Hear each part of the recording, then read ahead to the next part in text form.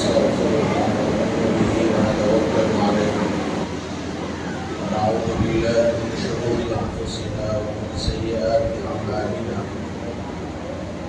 من يهد الله فلا مضل له ومن يضلل فلا هادي له ونشهد أن لا إله إلا الله وحده لا شريك له ونشهد أن سيدنا ونبينا وحبيبنا وشفيعنا وسيدنا وقدوتنا ومولانا محمدا عبده ورسوله صلى الله تبارك وتعالى عليه وعلى آله وأصحابه وذرياته وأهل بيته وبارك وسلم تسليما كثيرا كثيرا. أما بعد فقد قال الله سبحانه وتعالى: أعوذ بالله من الشيطان الرجيم بسم الله الرحمن الرحيم حميم والكتاب المبين إنا أنزلناه في ليلة مباركة إنا كنا منذرين فيها يفرق كل أمر حكيم أمرا من عندنا إنا كنا مرسلين رحمة من ربك إنه هو السميع العليم. وعن علي رضي الله عنه قال: قال رسول الله صلى الله عليه وسلم: إذا كانت ليلة النصف من شعبان فقوموا ليلها وصوموا نهارها، أو كما قال عليه الصلاة والسلام. اللهم صل على سيدنا محمد وعلى آل سيدنا محمد وبارك وسلم. اللهم صل على سيدنا محمد وعلى آل سيدنا محمد وبارك وسلم. اللهم صل على سيدنا محمد وعلى آل سيدنا محمد وبارك وسلم.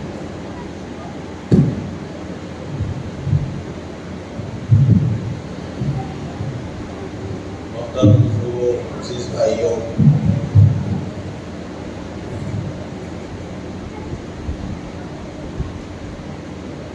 اس وقت لیلۃ البراءۃ سے متعلق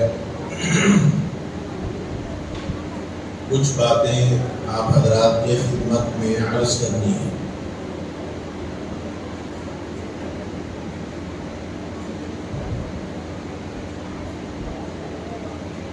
اور کچھ اہم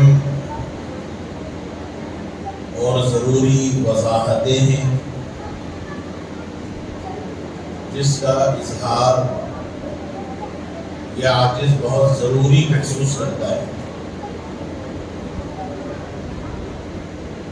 سب سے پہلی بات تو یہ ہے کہ اس وقت جو طلبہ کا مظاہرہ پیش کیا گیا یہ بہت بہتر معاملہ ہے، بہت اچھی چیز ہے. طلبہ کی اس سے پڑھنے والوں کی ہمت افزائی ہوتی ہے، اور یہ دور منافست کا ہے، مسابقے کا ہے. اس لیے یہ اقدام بہت اچھا ہوا. لیکن اس کے ساتھ ساتھ ایک جو بہت خرابی ہوئی، جو غیر شرعی عمل جس کی قطعاً اجازت نہیں ہے، یہ کام بھی ہو گیا. اسلام نے جہاں عورت کو پردے کا حکم دیا ہے وہیں اس کی آواز بھی پردہ ہے، الا بضرورہ. بہت زیادہ شرعی ضرورت ہے، بہت زیادہ ضرورت ہے تو اس وقت گنجائش. اگر اوپر سے جن ہماری بیٹیوں نے جو نظم پڑھی ہے اگر وہ شرعاً نابالغ ہیں، چھوٹی بچیاں ہیں، تب تو گنجائش ہے. اور اگر وہ بڑی ہیں تو پھر مردوں کی موجودگی میں عورتوں کی ترنم بھری آواز شرعاً جائز نہیں ہے. یہ چیز بہت قابل غور ہے. بعض چیزیں اچھائی کے ضمن میں آ جاتی ہیں لیکن وہ غیر شرعی ہو جاتی ہیں، اور بحیثیت وارث رسول ہونے کے، اس مسجد کے خادم ہونے کی حیثیت سے میری ذمہ داری ہے، اس لیے میں نے اس کی وضاحت ضروری سمجھی. اگر غیر شرعی، اگر چھوٹی بچیاں ہیں تب تو کوئی مسئلہ نہیں. اگر بڑی بچیوں نے پڑھا ہے اور ایسے ہی اس سے پہلے غالباً کسی خاتون نے بطور اناؤنسری کے نام پیش کیا یا نظم پیش کیا، وہ بھی شرعاً جائز نہیں. اس لیے ہمارے حضرت صدر محترم صاحب دامت برکاتہم سے بہت ادب کے ساتھ درخواست کرتا ہوں کہ جو سلسلہ شروع ہوا ہے وہ بہت اچھا ہے، ہونا چاہیے، بار بار کریے، لیکن کوئی غیر شرعی امر اس کے خلاف نہ ہونا چاہیے، اس کا خیال رکھنا چاہیے. چونکہ الحمدللہ اس عاجز کو اس مسجد میں 22 سال مکمل ہو گئے، 23واں سال چل رہا ہے اللہ کے کرم سے. تو بعض چیزیں اس وقت مجھے کچھ ایسی نظر آ رہی ہیں جو اب تک ایسی نہیں ہوئی، اور اس کی وجوہات کیا ہیں وہ تو حضرت صدر صاحب جانے اور کمیٹی والے جانے. جیسے ایک بات میں عرض کر دوں جو وضاحت ہے میری. گزشتہ معراج کے موقع پر میں نے بیان کیا. ایک وقت ایسا تھا پہلے الحمدللہ 1.5 2.5 گھنٹے بھی بیان ہوئے اس مسجد میں، لیکن اب میرے ساتھ اب وہ معاملہ باقی نہیں رہا، اور مصلحت والی بات اب میرے اندر باقی نہیں رہی. اس لیے جو معاملہ ہے میں صاف صاف کہہ دیتا ہوں، اور میں آپ کے سامنے صاف وضاحت کر رہا ہوں کہ معراج کے موقع پر، شب برات کے موقع پر ہر سال محض اللہ کے کرم سے، اس کی توفیق سے کئی مرتبہ مجھے باہر سے تقاضے آئے، اور ضروری تقاضے آئے بیانات کے واسطے، لیکن میں الحمدللہ اس مسجد کو چھوڑ کر کبھی نہیں گیا. ہر سال مجھے شب برات کے موقع پر بار تقاضے آتے ہیں، فونوں کے ذریعے بلایا جاتا ہے، لیکن مجھے اس مسجد کا حق میرے اوپر ہے، اس لیے میں صاف معذرت کر دیتا ہوں. گزشتہ معراج میں جب میرا بیان ہوا اور 35 منٹ میں نے بیان کیا، تو بعد میں مجھے معلوم ہوا کہ کمیٹی میں سے کسی صاحب نے یہ کہا ہے کہ شاید اگر مفتی صاحب ضرورت محسوس کریں تو کسی اور کو ہم بیان کے لیے بلا لیں. تو مجھے یہ بات معلوم ہوئی، اس لیے دل میں میرے ایک طرح کی تکلیف ہوئی، اور برات کے موقع پر دل میں کینہ نہیں رکھنا چاہیے، اس لیے میں صاحب آپ لوگوں سے وضاحت کر دے رہا ہوں. اگر آپ حضرات کو ضرورت محسوس ہوتی ہے تو میری طرف سے مکمل اجازت ہے، آپ جس کو چاہیں بلا لیں، مجھے کوئی مسئلہ نہیں. لیکن جب تک آپ حضرات مجھے یہاں سے نہ نکالیں گے میں برابر آتا رہوں گا. جب تک آپ حضرات مجھے نہ نکالیں گے، اور مجھے جو ضرورت محسوس ہوگی اتنا ہی بولوں گا. میں شروع سے بھی وقت کا پابند نہیں رہا، نہ آگے رہوں گا. میرا آپ پہ حق ہے، آپ کا میرے اوپر حق ہے، اور اسی حق کے ذریعے میں اتنی دور سے یہاں آتا ہوں تو آپ سے محبت کے نتیجے. اس وقت کے جو حالات ہیں، جو تقاضے ہیں، اس حالات کو سامنے رکھ کے میں آپ لوگوں سے صاف عرض کر رہا ہوں کہ جو باتیں نکلتی ہیں وہ کوئی پری پلان نہیں ہے، تیاری کر کے آنے کا نہیں ہے. کئی مرتبہ میرے ساتھ ایسا ہوا کہ میں ایک موضوع ڈھونڈ کے آیا، مواد تیار کر کے آیا، اور یہاں بیٹھنے کے بعد اللہ نے کچھ اور باتیں میرے زبان سے نکالی. میں ہر وقت بیان سے پہلے اللہ سے دعا مانگ کے بیٹھتا ہوں کہ مولا سب سے پہلے میرے اور حاضرین جو میری محبت میں دین کی بات سننے آئے ہیں، مولا ان کے فائدے کی حق بات میری زبان سے نکال. میں اس جذبے سے بیٹھتا ہوں. اس لیے ہو سکتا ہے کہ میں بعض مرتبہ جذبات میں بھی آ جاتا ہوں، بہت سی مرتبہ وقت سے، بلکہ ہر وقت میں وقت سے آگے نکل جاتا ہوں. مجھے اس کا ساری باتوں کا اعتراف ہے، لیکن میرے لیے سب سے بڑا مسئلہ وہی ہے کہ میں تیاری کر کے نہیں آتا. جو باتیں اللہ پاک نکال دیتے ہیں وہ میں عرض کر دیتا ہوں.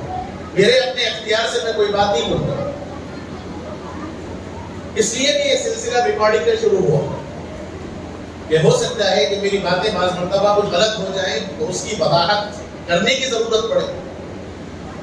اس لیے میرے بھائیوں، گزشتہ کمیٹی میں سے کسی صاحب نے یہ جو بات عرض کی ہے کہ اگر ضرورت ہے تو ہم کسی اور کو بلا لیں گے، بالکل وضاحت ہے، آپ کو اجازت ہے، جب تک آپ چاہیں کسی کو بلا لیں، میرے لیے کوئی مسئلہ نہیں ہے انشاءاللہ.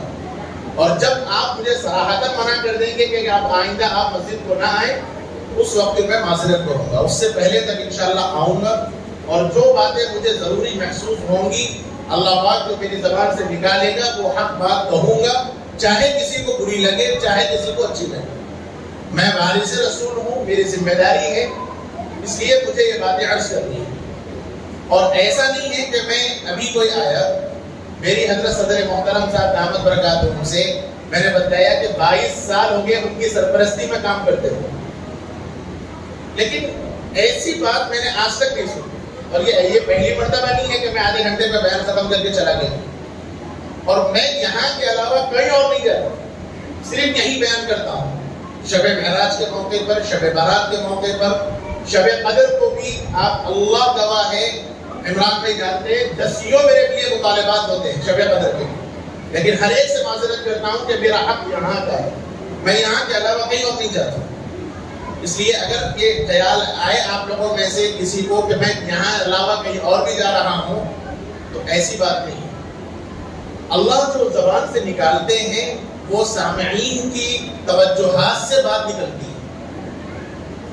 سامعین کی جو طلب ہوتی ہے اس کے اثرات اللہ پاک زبان پہ ڈالتے ہیں اور پھر وہ باتیں نکلتی ہیں. بسا اوقات ایسا محسوس ہوتا ہے کہ نوجوان ہیں، ایک لگا کے بیٹھے رہتے ہیں، جالیوں سے بیٹھے رہتے ہیں، گپ شپ چلتے رہتی ہے، تو وقفے سے بیٹھے رہتے ہیں. توجہات جب نہیں ہوتی تو طبیعت میں ایک طرح کی بے چینی ہوتی ہے، اور پھر اس کا نتیجہ یہ ہوتا ہے کہ باتیں ہم نہیں کر پاتے، اور طبیعت میں ایک طرح کا تکدر ہوتا ہے، گرانی ہوتی ہے، تو زبان نہیں چل پاتی. بہرحال یہ کچھ ضروری وضاحتیں تھیں جس کی وجہ سے شب معراج سے آج تک میرے دل میں بڑی کڑک اور تکلیف رہی، اس لیے میں نے وضاحت کر دی. مجھے کوئی شکوہ شکایت نہیں، یہ چیز میں عمومی طور پر حضرت صدر صاحب سے اکیلے میں بھی کہہ سکتا تھا، لیکن مسئلہ چونکہ جمعے کا نہیں ہے، یہ مسئلہ جگنے کی رات کا عرف کے اعتبار سے، ورنہ جگنے کی رات کا کوئی رات نہیں ہے، جیسے میں نے جمعے میں عرض کیا، جگنے کی کوئی رات ہی نہیں ہے اسلامی اعتبار سے. عرف میں ہماری زبانوں پہ جو جگنے کی رات ہے، اور اس موقع پر جو عبادت جو بیان کیا جاتا ہے مذاکرے کے واسطے، اس میں اشکال ہوا، اس لیے مجھے یہاں اس موقع پر وضاحت کرنا ضروری محسوس ہوا. میرے بھائیوں، اس موقع پر 3 باتیں آپ حضرات کی خدمت میں رکھنا ہے لیلۃ البراءۃ سے متعلق.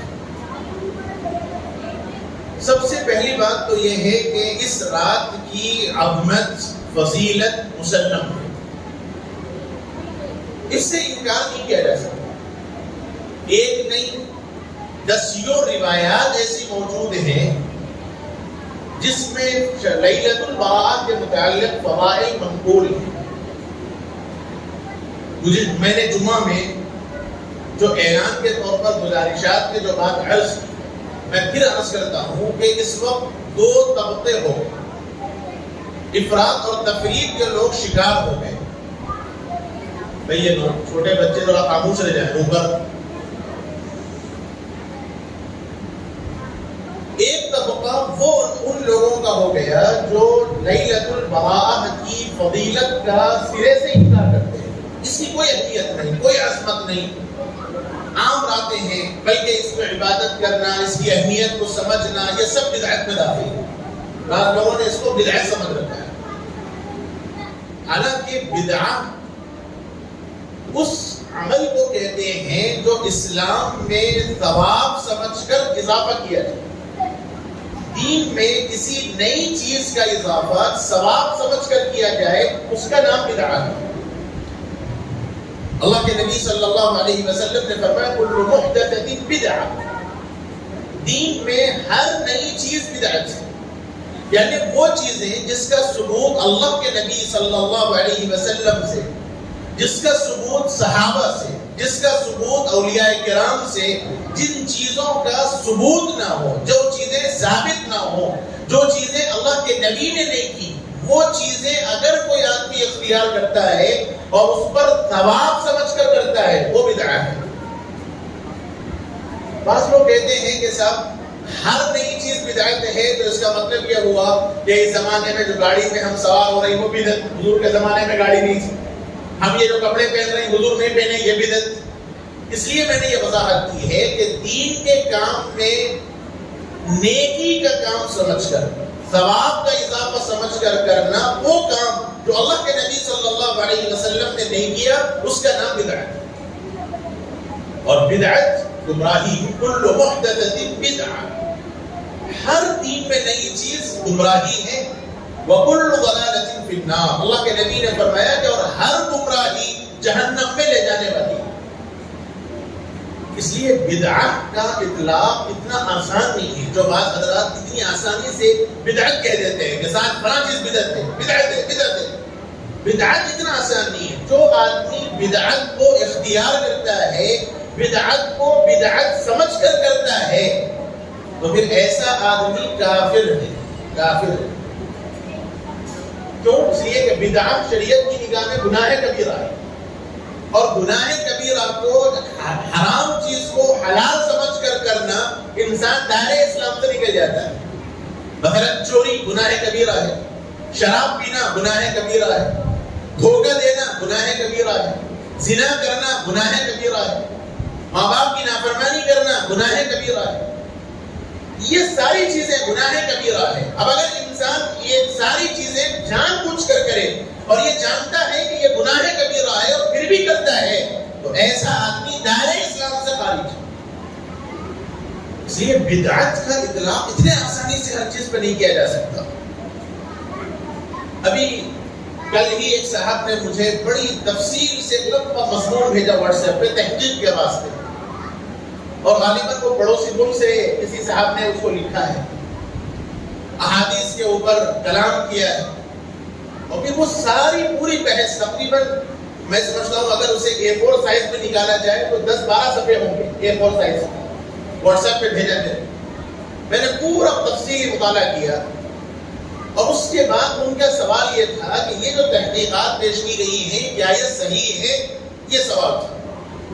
اب ان ساری تحقیقات میں یہی بتایا گیا کہ اس سلسلے میں جتنی روایات ہیں وہ سب بدعت ہیں، سب ضلالت ہے، گمراہی ہے، موضوع ہے، حدیث کا کوئی اعتبار نہیں ہے، یہ حدیث ناقابل اعتبار ہے. حالانکہ مضمون کے اگر اس پہ میں تحقیق کرتے بیٹھوں تو بہت لمبا وقت نکلے گا، اور جتنی ضرورتیں تھیں ان صاحب کو میں نے وضاحت کر کے بتایا کہ دیکھیں اس مضمون میں یہ خرابی ہے، اس مضمون میں یہ خرابی ہے، مضمون لکھنے والے نے یہ برائی بیان کی ہے، میں نے ان کو اس میں بیان کیا. اس کے بعد پھر میں نے دوسرا مضمون ان کو بھیجا جس میں روایات تھی، جس میں تحقیق تھی، جس میں وہ ساری روایات ہیں جو لیلۃ البراءۃ سے متعلق افضلیت کو بتایا گیا ہے. یہ ایک اس وقت موضوع چل پڑا ہے لوگوں کے زبانوں پر، لوگوں کا یہی کام ہے، کوئی اس کو بدعت کہہ رہا ہے، کوئی اس کو جائز قرار دے رہا ہے. اگر آپ کو نہیں کرنا ہے تو آپ نہ کریں. کسی نے آپ کو زبردستی تو نہیں کی کہ آپ منائیں، آپ عبادت کریں، آپ رات جاگیں. آپ کو اطمینان نہیں ہے آپ نہ کریں. لیکن یہ کہ آپ جھوٹ تو نہ کہیں، جھوٹ یہ کہہ کر کہ یہ ساری بدعات ہیں، یہ گمراہی ہے، یہ ضلالت ہے، روایات ساری موضوع ہیں. حالانکہ موضوع کس کو کہتے ہیں؟ ضعیف روایت کس کا نام ہے؟ موضوع روایت کس کا نام ہے؟ یہ تفصیل ہے. ہر ضعیف روایت موضوع نہیں ہوتی. موضوع کا مطلب ہے گڑھی گئی، اپنی طرف سے بیان کردہ، اپنی طرف سے لوگوں نے روایت کو بیان کر دیا. یہ میرے جیسے ایک کم علم آدمی کا کام نہیں ہے کہ وہ حدیث کے موضوع کا حکم لگائے. میرے جیسے کم علم آدمی کا تو کام نہیں ہے. یہ تو علماء کا کام ہے. اور بڑے بڑے علماء جنہوں نے حدیث کی تخریجیں کی ہیں, جنہوں نے حدیث پر حکم لگایا ہے, اصحاب جرح و تعدیل باضابطہ مستقل فن ہے, وہ حضرات تحقیق کرتے ہیں کہ کون سی حدیث صحیح ہے, کون سی حدیث ضعیف ہے, کون سی حدیث مسند ہے, کون سی حدیث مستند ہے, کون سی حدیث مسند ہے, کون سی حدیث حسن ہے, کون سی حدیث حسن لذاتی ہے, حسن لغیری ہے. یہ سارے حدیث کی قسمیں ہیں.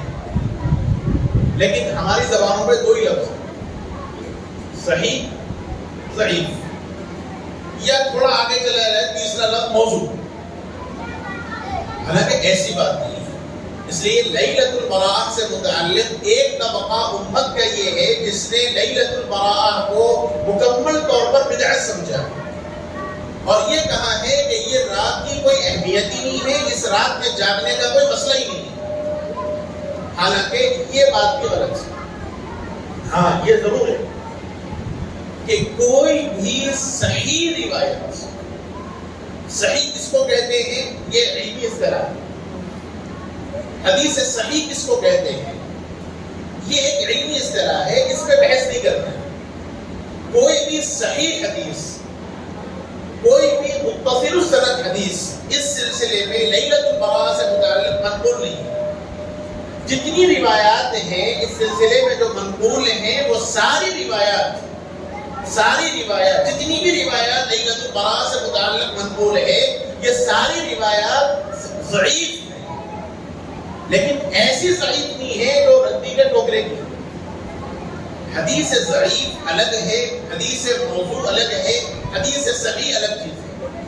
دیکھیے ایک اصولی بات میں آپ کو بتلاؤں کہ محدثین کی اصطلاح میں فضائل کے جتنے ابواب ہیں, فضائل کے مسائل کے معاملے کے اندر تو صحیح حدیث قابل قبول, البتہ فضائل کے معاملے کے اندر روایات جو اگر ضعیف بھی ہیں تو وہ قابل قبول ہے.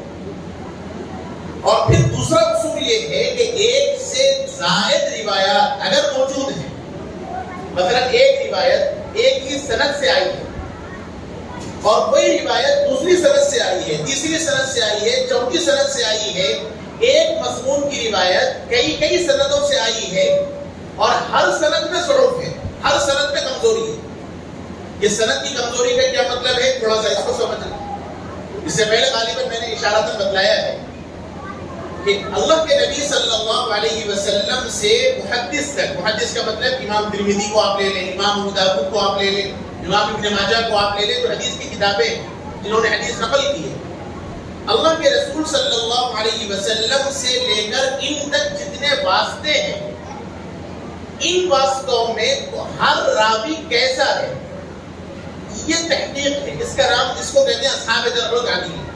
ان کا کام ہے ہر راوی پر اس کو پرکھنا, دیکھنا, جاننا, اس کے متعلق فیصلہ کرنا, یہ کیسے ہیں, کس قسم کے ہیں, یہ ورع تقویٰ ہے نہیں ہے, متقی پرہیزگار ہے نہیں ہے, زندگی میں کبھی غلط تو نہیں کہا, جھوٹ تو نہیں کہا. یہ ساری تحقیقات کی جاتی ہے. اور جب یہ پوری سندیں 1 2 3 4 جتنے بھی لوگ ہوں, اگر اس میں ایک راوی بھی ایسا ہو جس کے متعلق یہ خیال ہو کہ یہ صاحب نے کبھی زندگی میں غلط بولا ہے, یا ان کا حافظہ کمزور ہو گیا تھا, یا وہ کبھی کبھی روایت میں غلطی کرتے ہیں, تو ایسی روایت پر ضعیف کا اطلاق ہوتا ہے. اس کا یہ مطلب نہیں ہے کہ وہ روایت غیر قابل قبول ہے. اور ایسی کئی روایات اگر جمع ہو جائیں, مثلا حضرت ابو بکر رضی اللہ عنہ, حضرت عمر سے, حضرت علی ہیں, حضرت عبداللہ ابن مسعود ہیں, حضرت ابن عباس رضی اللہ عنہما ہیں, یہ سارے صحابہ سے روایت منقول ہے. یہی ایک روایت لیلۃ البراءہ کے متعلق, یہ ایک روایت مختلف صحابہ سے منقول ہے. جب یہ متعدد سند ہے, کئی سندوں سے جب یہ روایت آ جائے تو اس روایت کو کہتے ہیں حسن, اور یہ حسن لغیری ہے. اور جب روایت حسن لغیری کے درجے کی ہے تو وہ روایت قابل قبول ہے. اس لیے لیلۃ البراءہ سے متعلق جتنی روایات ہیں وہ ساری روایات ضعیف ہیں, لیکن کثرت تعارف کی وجہ سے, کئی سندوں سے آنے کی وجہ سے وہ روایت قابل قبول ہے. اور علماء نے فرمایا ہے کہ اس روایت کو قطعاً انکار نہیں کیا جا سکتا. مملکت عربیہ سعودیہ کے بہت بڑے محقق گزرے ہیں، علامہ ناصر الدین البانی رحمہ اللہ، بہت بڑے محقق ہیں، بہت بڑے محدث ہیں، انہوں نے بڑی کتابیں لکھی ہیں، باضابطہ کئی جلدوں میں کتاب لکھی ہے، سلسلۃ احادیث الصحیحہ، سلسلۃ احادیث الضعیفہ۔ علامہ ناصر الدین البانی رحمہ اللہ نے پوری تحقیق کر کے بتایا کہ کون سی حدیث صحیح ہے، کون سی حدیث ضعیف ہے۔ یہ لیلۃ البراء سے متعلق جتنی روایات ہیں ان ساری روایات کو نقل کر کے علامہ ناصر الدین البانی رحمہ اللہ نے باضابطہ سلسلۃ احادیث صحیحہ میں ان روایات کو نقل کیا ہے۔ تحفۃ الاحوذی ایک حدیث کی بہت مستند کتاب ہے، عبد الرحمن مبارک پوری رحمہ اللہ بہت بڑے محدث ہیں، سنن ترمذی کی شرح لکھی ہے تقریباً 12 جلدوں کے اندر، غیر مقلد عالم ہے۔ علامہ عبد الرحمن مبارک پوری رحمہ اللہ نے پوری روایات کو نقل کر کے باضابطہ وضاحت کی ہے کہ ان ساری روایات کے بعد یہ کہا جا سکتا ہے کہ لیلۃ البراء سے متعلق روایات قابل قبول ہیں، قطعاً ان کا انکار نہیں کیا جا سکتا۔ ایسے بڑے بڑے محقق علماء نے جب روایات کو قابل قبول مانا ہے تو یہ چپتی کے شعبے آج کل آ کر نئی نئی باتوں پر موضوع روایت، ضعیف روایت کے جو فیصلے کر رہے ہیں، یہ جہالت کی بات ہے۔ آپ کو نہیں ماننا ہے، آپ اللہ کے واسطے نہ مانیں، آپ اپنے حد تک رکھیں، لیکن ساری احادیث کو موضوع قرار دینا یہ غلط ہے۔ یہ امت کا ایک طبقہ ہے۔ امت کا ایک دوسرا طبقہ ہے جو حد سے آگے بڑھ گیا اور جنہوں نے یہ سمجھا کہ لیلۃ البراء کی فضیلت اتنی زیادہ ہے کہ یہ ایک مخصوص رات ہے، اس میں مخصوص طریقے کی عبادت کر لی جائے تو بیڑا پار ہے۔ نتیجہ یہ ہوا کہ قبرستان جانا ضروری سمجھا گیا۔ سال کے 11 مہینے ہر وقت قبرستان بالکل اندھیرا رہے گا، لیکن لیلۃ البراء میں حیدرآباد کے سارے قبرستان منور نظر آ رہے ہیں۔ حد یہ ہے کہ قبروں کو باضابطہ چننا بھی کیا گیا۔ ہفتوں کسی کو قبرستان جانے کی توفیق نہیں ہوتی، لیکن آج کے ایک دن اگر قبرستان چلے گئے تو یہ سمجھا کہ حق ادا کر دیا ہم نے اپنے مرحومین کا۔ مخصوص قسم کے کام، مخصوص قسم کے عبادات، یہ کوئی چیز اس رات میں ثابت نہیں ہے۔ بس 2 کام کرنے ہیں جو حدیث کے اندر میرے آقا نے بتلایا، جو روایت میں نے پڑھی ہے۔ اللہ کے نبی صلی اللہ علیہ وسلم نے فرمایا، حضرت علی رضی اللہ عنہ حدیث کے راوی ہیں، ابن ماجہ کے اندر یہ روایت موجود ہے۔ اللہ کے نبی نے فرمایا، اذا كانت ليلة النصف من شعبان، حضور نے فرمایا کہ جب شعبان کی 15ویں رات ہو، یعنی نصف شعبان ہو، نصف شعبان کا مطلب 15ویں رات، 14 تاریخ گزرنے کے بعد جو 15ویں تاریخ آتی ہے، تو اس کی جو رات ہے، اللہ کے نبی نے فرمایا فقوموا لیلہا، کہ تم اس رات کو قیام کرو۔ ایک حکم یہ ہے فقوموا لیلہا، حضور نے فرمایا کہ جب شعبان کا نصف ہو تو تم اس کی رات کو قیام کرو۔ اور احادیث کی اصطلاح میں قیام کا مطلب ہے نماز پڑھنا۔ قیام کا اطلاق نماز، نفل نماز پر ہوتا ہے۔ اس سے لوگوں نے سمجھا کہ جگنے کی رات ہے، حالانکہ یہاں عبادت مراد ہے۔ اور علماء نے فرمایا ہے کہ فقوموا لیلہا، جو حضور نے فرمایا کہ ہر انسان کی بشاشت ایک جیسی نہیں ہوتی، ہر وقت مستقل و نمازیں پڑھے ایسا نہیں ہو سکتا۔ تو انسان اپنے اوقات کو متفرق کر لے، کچھ نفل نماز پڑھے، اور سب سے بہتر صلاۃ التسبیح ہے، انسان اس موقع پر صلاۃ التسبیح پڑھے، اس کی فضیلت آئی ہے۔ اللہ کے نبی صلی اللہ علیہ وسلم نے فرمایا کہ روزانہ پڑھو، اگر نہیں پڑھ سکتے تو کم سے کم اس کو ہفتے میں 1 دن پڑھو، نہیں پڑھ سکتے تو 15 دن میں، نہیں پڑھ سکتے تو 1 مہینے میں، نہیں پڑھ سکتے تو 1 سال میں۔ آخری درجے میں حضرت ابن عباس رضی اللہ عنہما کو فرمایا کہ زندگی میں 1 مرتبہ ضرور پڑھو۔ یہ نماز پڑھی جا سکتی ہے، لیکن التزام نہیں، لازم نہیں، ضروری نہیں، اجتماعیت کے ساتھ نہیں، جماعت کے ساتھ نہیں، انفرادی طور پر۔ چونکہ نفل نماز کی کوئی جماعت نہیں ہے، نفل نماز کی کوئی جماعت نہیں ہے، اس لیے صلاۃ التسبیح بھی اگر پڑھنی ہے تو انفرادی طور پر پڑھنی ہے۔ تہجد بھی اگر پڑھنا ہے، آپ کو نفل نمازیں بھی پڑھنی ہے تو انفرادی طور پر پڑھنی ہے۔ آج کل سنا یہ جا رہا ہے کہ بعض حضرات ماشاءاللہ اجتماعی طور پر تہجد کی نماز کا اہتمام کر رہے ہیں ان راتوں کے اندر. ایسی بات بھی آ چکی ہے. رمضان میں تو ہوتا ہی. رمضان کی اخیر کی تاک راتوں کے اندر باضابطہ تہجد کی نمازیں جماعت کے ساتھ پڑھی جاتی ہیں، جو احناف کے مسلک کے اعتبار سے صحیح نہیں ہے. نفل نمازوں کی جماعت نہیں ہے، تہجد بھی نفل ہے، اس لیے جماعت سے نماز نہیں ہو سکتی. صرف تراویح کی نماز ہے رمضان المبارک کے اندر، اس کے علاوہ نفل نماز کی جماعت نہیں ہے، انفرادی پڑھنا ہے. لیکن رات جاگنے کے سلسلے میں ایک عمل ہمارے معاشرے کے اندر یہ شروع ہو گیا کہ تہجد کی بھی نمازیں باضابطہ یا صلاۃ التسبیح بھی جماعت کے ساتھ پڑھنے کا اہتمام کیا جا رہا ہے. انفرادی اعمال کیجیے، صدقہ و خیرات کیجیے، آپ کرنا ہو درود شریف پڑھیے، آپ استغفار کیجیے، آپ کلمہ صبح آپ پڑھیے، جو آپ انفرادی اعمال کر سکتے ہیں وہ کیجیے. اور اس سلسلے میں بعض علماء نے یہ موقف بیان کیا ہے کہ انفرادی اعمال مسجد میں نہ ہو، گھر کے اندر ہو. اور استدلال کیا اس روایت سے؟ اللہ کے رسول صلی اللہ علیہ وسلم نے فرمایا کہ تم لوگ اپنے گھروں کو قبرستان نہ بناؤ. لا تتخذوا بيوتكم قبرا او كما قال عليه الصلاه والسلام. فرمایا کہ اپنے گھروں کو تم لوگ قبرستان نہ بناؤ. کیا مطلب یہ کہ گھروں میں کوئی انفرادی اعمال ہی نہ ہو، ایسا نہ کرو. اسی لیے علماء نے فرمایا کہ سنت نمازیں گھر میں پڑھنی چاہیے، فرض نمازیں جماعت کے ساتھ مسجد میں ہونی چاہیے، اور بقیہ سنتوں کی ادائیگی گھر میں ہونی چاہیے، کیونکہ ماحول سے رنگ پکڑتا ہے. آپ گھر میں پڑھیں گے تو بلی بچوں کو اثر ہوگا.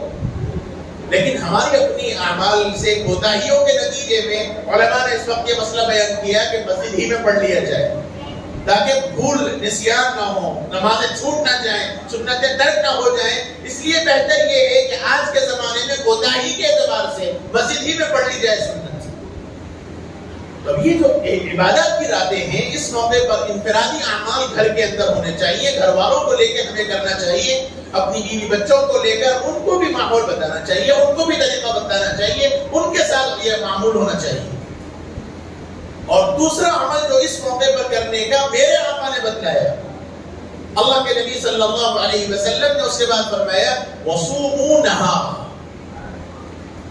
دوسرا عمل حضور نے فرمایا کہ اس کے دن کو روزہ رکھو. اسلامی اعتبار سے رات پہلے ہوتی ہے، اس لیے اب یہ 15ویں رات ہے. ہم جو اب رات گزار رہے ہیں، دن گزرا، تاریخ گزری 14، لیکن رات شروع ہو گئی 15. اسلامی اعتبار سے دن بعد میں ہے، اس کی رات پہلے ہوتی ہے. تو اللہ کے نبی نے فرمایا کہ فقوموا لیلہا، جو عربی جاننے والے جانتے ہیں لیلہا، ہا ضمیر ہے، اور یہ ہا ضمیر رات کی طرف لوٹ رہی. لیلۃ النصف جو حضور نے فرمایا اس کی طرف یہ ضمیر لوٹ رہی ہے. مطلب یہ ہوا کہ جب شعبان کی نصف رات ہو تو اس کی رات کو قیام کرو، اور جب رات کو قیام کرو تو رات پہلے ہے اور دن بعد میں ہے. آگے حضور نے فرمایا وصوموا نہارا، اور پھر اس کے دن کو روزہ رکھو. تو اس کے دن کو روزہ رکھنے کا مطلب اب یہ جو رات ہوئی، اس رات کا دن بعد میں آنے والا ہے، یہ رات کا دن بعد کا ہے، لہذا روزہ کل کا ہونا چاہیے. بعض لوگ آج کا روزہ رکھ لیں، جمعے کا روزہ. اگر ایام 20 کا رکھا ہے، ہر مہینے کی 13، 14، 15 کو، یا اس مہینے میں 13، 14، 15 رکھ لیا تو کوئی مسئلہ نہیں. لیکن برات کا جو روزہ ہے، شب برات کا جو روزہ مسنون ہے، وہ شب برات کے بعد والے دن کا، یعنی آپ کل روزہ رکھنا ہے. آج ساری رات عبادت کیجیے، اور پھر اس کے بعد سحر کیجیے، فجر کی نماز پڑھیے، اس کے بعد اگلا روزہ ہوگا. یہ فضیلت. اس لیے اگر جمعے کا روزہ ہم نے رکھ لیا ہے تو نفل روزہ ہوا، انشاءاللہ ثواب سے خالی نہیں ہے. لیکن معمول نہیں ہونا چاہیے. روزہ اصل آگے کا ہے، کل کا ہے، اور کل اصل روزہ ہے، اس کا معمول کرنا چاہیے. اس موقع پر اللہ کے نبی صلی اللہ علیہ وسلم نے جو بات فرمائی ہے لیلۃ البراءہ کی فضیلت کے متعلق، اللہ کے نبی حضرت عائشہ صدیقہ رضی اللہ عنہا حدیث کی راویہ ہیں، فرماتی ہیں کہ ایک مرتبہ رات کے وقت حضور کی میرے یہاں باری تھی. اللہ کے نبی ہر ایک رات ہر بیوی کے پاس گزارتے تھے، اور یہ اسلامی حکم. ایک سے زائد بیویاں ہوں تو ہر انسان ہر بیوی کے پاس ایک رات گزارے، یہ شرعاً حکم ہے۔ اور اگر کوئی ایسا نہیں کرتا تو کل قیامت کے دن اس آدمی کا جسم ایسا اٹھے گا، وہ آدمی قیامت کے دن ایسا آئے گا کہ اس کا ایک حصہ مفلوج ہوگا۔ اگر بیویوں کے درمیان عدل نہیں کرتا، نکاح میں 2 بیویاں ہیں، ایک سے زائد بیویاں ہیں، اور وہ ان کے پاس ہر بیوی کے پاس برابری نہیں کرتا، رات نہیں گزارتا، تو کل قیامت کے دن وہ آدمی اس حال میں آئے گا کہ اس کا آدھا حصہ مفلوج ہوگا، تاکہ پوری مجمع کو معلوم ہو جائے کہ یہ آدمی وہ ہے جو بیویوں کے درمیان مساوات اور برابری نہیں کرتا۔ اللہ کے نبی کا معمول تھا کہ ہر بیوی کے پاس حضور رات گزارتے تھے۔ حضرت عائشہ فرماتی ہیں کہ میرے یہاں حضور کی باری تھی، ایک مرتبہ مجھے نیند گئی، بیدار ہوئی تو میں نے حضور کو ٹٹولا، اللہ کے نبی نہیں تھے۔ کہتی ہے کہ میں پوری پریشان ہو کے نکلی، تو باہر جب میں گئی تو اللہ کے نبی صلی اللہ علیہ وآلہ وسلم قبرستہ جنت البقیع گئے ہوئے تھے، اور جب حضور وہاں کو میں نے دیکھا کہ اللہ کے نبی وہاں ٹھہر کر کوئی دعا کر رہے ہیں، اور میں نے جب حضور کو دیکھ لیا تو میں واپس ہوئی اور حضور بھی واپس ہو رہے تھے۔ اب جیسے ہی میں آئی اور آ کر میں ہانپنے لگی، حضور تشریف لائے، اور اللہ کے نبی نے محسوس کر لیا کہ حضرت عائشہ جاگ چکی ہیں، وہ دیکھ چکی ہیں، تو حضور نے فرمایا کہ عائشہ کیا بات ہے؟ تو کہا یا رسول اللہ مجھے خدشہ ہوا کہ آپ میرے پاس نہیں ہیں، تو میں ہڑبڑا کے اٹھ گئی۔ تو فرمایا کیا تم نے اس بات کا ڈر محسوس کیا کہ اللہ کے نبی تمہارے ساتھ ناانصافی کرے گا؟ یہ فرمایا اللہ کے نبی تمہارے ساتھ ناانصافی کرے گا؟ تو فرمایا رسول اللہ مجھے خدشہ ہوا کہ آپ نہیں تھے، اس لیے پتہ نہیں کہ آپ شاید کسی اور زوجہ کے پاس تشریف لے گئے ہوں، اس لیے میں اٹھ کے دیکھی۔ تو پھر حضور نے فرمایا کہ عائشہ تجھے معلوم ہے کہ آج کی رات کون سی ہے؟ فرمایا رسول اللہ مجھے نہیں معلوم۔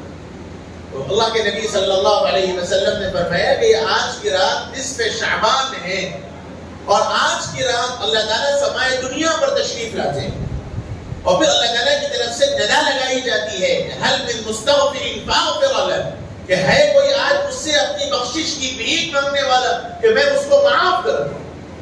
یہ ندا مولا کی طرف سے لگائی جا رہی ہے کہ آج کوئی ہے، اللہ تعالیٰ سمائے دنیا پر تشریف لاتے ہیں، پہلے آسمان پر تشریف لاتے ہیں، اور اللہ تعالیٰ کیسے تشریف لاتے ہیں وہ مولا کو معلوم۔ یہ نہیں سمجھنا چاہیے اللہ تعالیٰ 7ویں آسمان پہ ہے، 7ویں آسمان سے خاص طور پہ آج پہلی آسمان پہ تشریف لائے، یہ مطلب نہیں ہے اس کا۔ اللہ تعالیٰ تو ہر جگہ ہے، اللہ تعالیٰ جسم سے پاک ہے، اللہ جسم والے نہیں ہیں، اللہ تعالیٰ ایک خاص عرش کے ساتھ نہیں ہے، ایک علمی موضوع ہے۔ یہی موضوع کو اگر میں بیان کروں تو شاید وقت کافی نکل جائے، اس لیے صرف اشارتاً عرض کر رہا ہوں کہ اللہ رب العزت جگہ سے پاک ہے، اللہ تعالیٰ منزہ ہے، اور یہاں اللہ تعالیٰ سمائے دنیا پر تشریف لاتے ہیں کا مطلب ہے اللہ تعالیٰ اپنی پوری رحمت کے ساتھ بندوں کی طرف متوجہ ہے، یہ مطلب ہے روایت۔ اور اللہ کی طرف سے ندا لگائی جاتی ہے کہ ہے کوئی آج بخشش کی، مغفرت کی، خیرات کی بھیک مانگنے والا ہے کہ میں اس کو عطا کر دوں، میں اس کو مغفرت کر دوں۔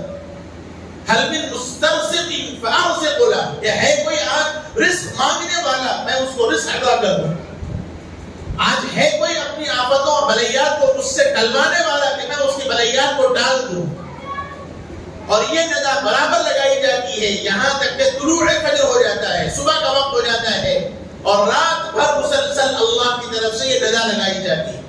اور پھر حضور نے فرمایا کہ عائشہ اللہ تعالیٰ اس رات میں میری امت کے اتنے افراد کو معاف فرمائے گا جتنے قبیلے بنو مضر کی بکریوں کے بال ہیں۔ اس زمانے میں قبیلے بنو مضر ایک قبیلہ تھا جو کثرت سے بکریاں پالتا تھا، مشہور تھا، بکریاں تو ہر ایک پالتے تھے، لیکن قبیلے بنو مضر اس زمانے میں بکریوں کو کثرت سے پالنے میں مشہور تھا۔ حضور نے فرمایا کہ قبیلے بنو مضر کے جتنے بکریاں ہیں، اور بعض روایات میں قبیلے بنو کلب کا نام بھی آیا ہے کہ بنو کلب کے جتنی بکریاں ہیں، جتنے بکری پالنے والے ہیں، ہر بکری کے بال کے عوض، ہر بکری کے بال کے عوض، بولے تو بکری کے بال کتنے ہیں وہی کتنا مشکل ہے، ایک بکری۔ اور قبیلے بنو مضر، قبیلے بنو کلب کی بکریوں کے برابر جتنے بال ہیں، ہر بال کے عوض اللہ تعالیٰ میری امت کے افراد کو گناہوں کو معاف فرمائے۔ یہ آج کی رات کی فضیلت بیان کی گئی۔ اس لیے اس کی فضیلت ہے. اور اسی سے علماء نے یہ مسئلہ بیان فرمایا کہ جو لوگوں میں بات آ گئی کہ قبرستان جانا چاہیے، حضور تشریف لے گئے تھے، اس روایت کی وجہ سے لوگوں نے ضروری سمجھ رکھا ہے. حالانکہ آپ غور کیجئے کہ اللہ کے نبی صلی اللہ علیہ وسلم قبرستان گئے ایسی خاموشی کے ساتھ گئے کہ حضرت عائشہ کو پتہ نہیں چلا. اور ہمارا معاملہ یہ ہے کہ پورا اعلان کے ساتھ، اجتماع کے ساتھ، پوری بھیڑ کے ساتھ قبرستان جانے کا معمول ہے، نبی کے طریقے کے خلاف. جو طریقہ نبی نے اختیار کیا وہ طریقہ اگر میں آپ اختیار کرتے ہیں میرے بھائیوں، میری آپ کی کامیابی ہے. اگر نبی کے طریقے کے خلاف میں کوئی طریقہ اختیار کرتا ہوں تو پھر وہ طریقہ اسلامی اعتبار سے جائز نہیں. حضور قبرستان تشریف لے گئے، لیکن کتنی مرتبہ لے گئے؟ پوری زندگی میں حیات طیبہ کے اندر پوری روایات کا آپ مطالعہ کر لیجئے، اللہ کے نبی صلی اللہ علیہ وسلم یہ ایک مرتبہ قبرستان تشریف لے گئے، ہر سال نہیں لے گئے. اس لیے لیلۃ البراء کو قبرستان جانا ضروری سمجھنا یہ صحیح نہیں ہے. کبھی نہ جائے، کبھی جائے، انفرادی طور پر جائے، اجتماعی طور پر نہ جائے. اہتمام نہیں ہونا چاہیے. اللہ کے رسول تنہائی میں تشریف لے گئے اور اس کی وجہ سے بعض لوگوں نے آدھی رات کو جانا ضروری سمجھا، اور اس کا نتیجہ یہ ہوا کہ پورے قبرستان، جتنے بھی اس وقت قبرستان راستے میں نظر آتے ہیں، سب قبرستان جگمگا رہے ہیں، لائٹیں نظر آ رہی ہیں. لوگوں نے ماحول بنا لیا ایسے.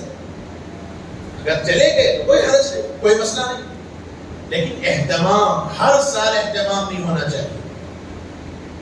اور پھر اس کے ساتھ ساتھ اس رات میں جو مغفرت کا اعلان کیا گیا، قبیلہ بنو بکر کی بکریوں کے بال کے برابر اللہ تعالیٰ اس امت کے لوگوں کو معاف کرنے کی جو بات فرمائی ہے، اس کے ساتھ ساتھ مختلف روایات میں اللہ کے نبی صلی اللہ علیہ وسلم نے استثناء کیا ہے. چند لوگ ایسے ہیں جن کی اللہ رب العزت اس رات میں بھی مغفرت نہیں فرمائے. مختلف روایات ہیں، اور ان روایات کا اگر مطالعہ کیا جائے تو تقریباً 8 لوگ ہیں الگ الگ روایت کے اندر. ان ساری روایات کو اگر ہم جمع کریں تو 8 لوگ ایسے ہیں جن کی اس رات میں بھی اللہ رب العزت معاف نہیں فرمائے. سب سے پہلا ہے شرک کرنے والا، اللہ کے ساتھ شریک کرنے والا. میرا آپ کا ہر مسلمان کا ایمان ہے، اعتقاد ہے، یقین ہے اللہ کی ذات کرنے والی ہے. ہر کام اللہ کرنے والے ہیں. اچھائی، برائی میرے اعتبار سے، اللہ کے اعتبار سے نہیں. مرض کا دینا، صحت کا دینا، عافیت کا دینا، مصیبت کا دینا، آزمائش میں مبتلا کرنا، یہ سب اللہ کے فیصلے سے. اللہ چاہیں گے تو ہوگا، اللہ نہ چاہیں گے تو نہیں ہوگا. اور یہ ساری چیزیں اللہ کی طرف سے ہیں، ہر کام اللہ کی طرف سے ہے، ہر چیز اللہ کی طرف سے ہے. یہ میرا آپ کا اعتقاد بھی ہے، ایمان بھی ہے. اب اگر کوئی آدمی یہ سمجھتا ہے چاہے شرک اعتقادی ہو یا شرک عملی ہو یا شرک رفاقی ہو، یہ ساری شرک کی قسمیں ہیں. اللہ کو سب پسند ہے، مولا کو شرک پسند نہیں، شراکت پسند نہیں. اور یہ اللہ تعالیٰ کی غیرت کے خلاف ہے. حضرت جنید بغدادی رحمۃ اللہ علیہ نے عجیب بات فرمایا کہ مجھے توحید ایک عورت نے سکھائی. ایک وقت کے بزرگ نے یہ بات فرمائی کہ مجھے توحید ایک عورت نے سکھائی. تو لوگوں نے پوچھا کہ کیسے؟ تو یوں فرمایا کہ ایک مرتبہ ایک خاتون میرے پاس آئی جو چہرہ پہ پردہ لگائی ہوئی تھی، اور آ کر اس نے یوں عرض کیا کہ حضور آپ یہ فتویٰ دے دیں کہ مرد کو دوسرا نکاح کرنا جائز نہیں. تو حضرت جنید بغدادی رحمۃ اللہ علیہ نے فرمایا کہ اللہ کی بندی، یہ میں کیسے کہہ سکتا ہوں؟ جب اسلام نے اجازت دی ہے، شریعت نے اجازت دی ہے اور مرد کو یہ اختیار دیا ایک سے زائد نکاح کرنے کا، تو میں کیسے میں کون ہوتا ہوں یہ فیصلہ کرنے والا اور یہ فتویٰ دینے والا کہ مرد کو ایک سے زائد نکاح کرنے کی اجازت نہیں؟ تو اس عورت نے ٹھنڈی سانس لی اور پھر اس کے بعد فرمایا کہ اگر شریعت مجھے اجازت دیتی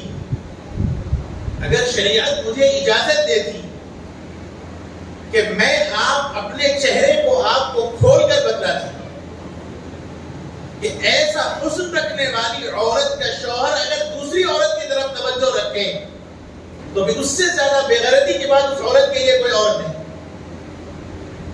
یعنی عورت کے کہنے کا حاصل یہ تھا کہ مرد دوسرا نکاح اپنی ضرورت کے لیے کرتا ہے، اور جب میں میری جیسی حسین اور جمیل عورت اس کے پاس موجود ہے تو پھر دوسرے کی طرف نگاہ اٹھا کر دیکھنا یہ اس مرد کے ادب کے خلاف ہے، اس مرد کے حیا کے خلاف ہے. اور میں آپ کو بتاتی، اگر شریعت مجھے اس کی اجازت دیتی تو میں اپنا چہرہ آپ کو کھول کر بتاتی، اور اس موقع پر آپ فیصلہ کرتے کہ میرے جیسی حسین عورت کے ہوتے ہوئے میرے شوہر کو کسی اور عورت سے تعلق قائم کرنا جائز ہوگا کہ نہیں ہوتا. لیکن شریعت مانے ہیں، اس لیے میں نہیں بتاتی. اور یہ کہہ کر کوئی عورت چل پڑی. حضرت جنید بغدادی رحمۃ اللہ علیہ نے فرمایا کہ اس وقت میرے دل میں یہ احساس ہوا کہ ایک مخلوق جو حادث ہے، ختم ہونے والی ہے، جسے اپنے حسن پر اتنا ناز ہے، جو عارضی حسن ہے، جو آج ہے کل ختم ہونے والا ہے، اس عارضی حسن پر اسے اتنا زیادہ اعتماد ہے، اتنا زیادہ بھروسہ ہے، اتنی زیادہ غیرت ہے کہ وہ اپنے ہوتے ہوئے کسی اور کی شراکت کو نہیں چاہتی. واہ میرے مولا، آپ کب یہ چاہیں گے کہ آپ کے ساتھ کسی کو شریک کیا جائے؟ سارے کام میرے مولا کر رہے ہیں اور اللہ کے ساتھ شراکت کی جائے، مولا کب اس کو گوارا کریں؟ اس لیے قرآن نے صاف اعلان کر دیا ان اللہ لا یغفر ان یشرک بہ ویغفر ما دون ذلک لمن یشاء. جتنے گناہ کر سکتے ہو کر لو، جتنے گناہ کر سکتے ہو. اللہ سب کو معاف کر دیں گے اگر مولا چاہیں گے. مولا چاہیں گے، ان کی مرضی پہ موقوف، وہ مالک الملک ہے. یہ مطلب نہیں ہے کہ جتنے چاہے گناہ کرتے رہو اللہ معافی کر دیں گے. بعض لوگ بڑی ضرورت سے کہتے ہیں اللہ بڑے غفور الرحیم ہے صاحب، کرتے رہو، اللہ میں معاف کرنے والے.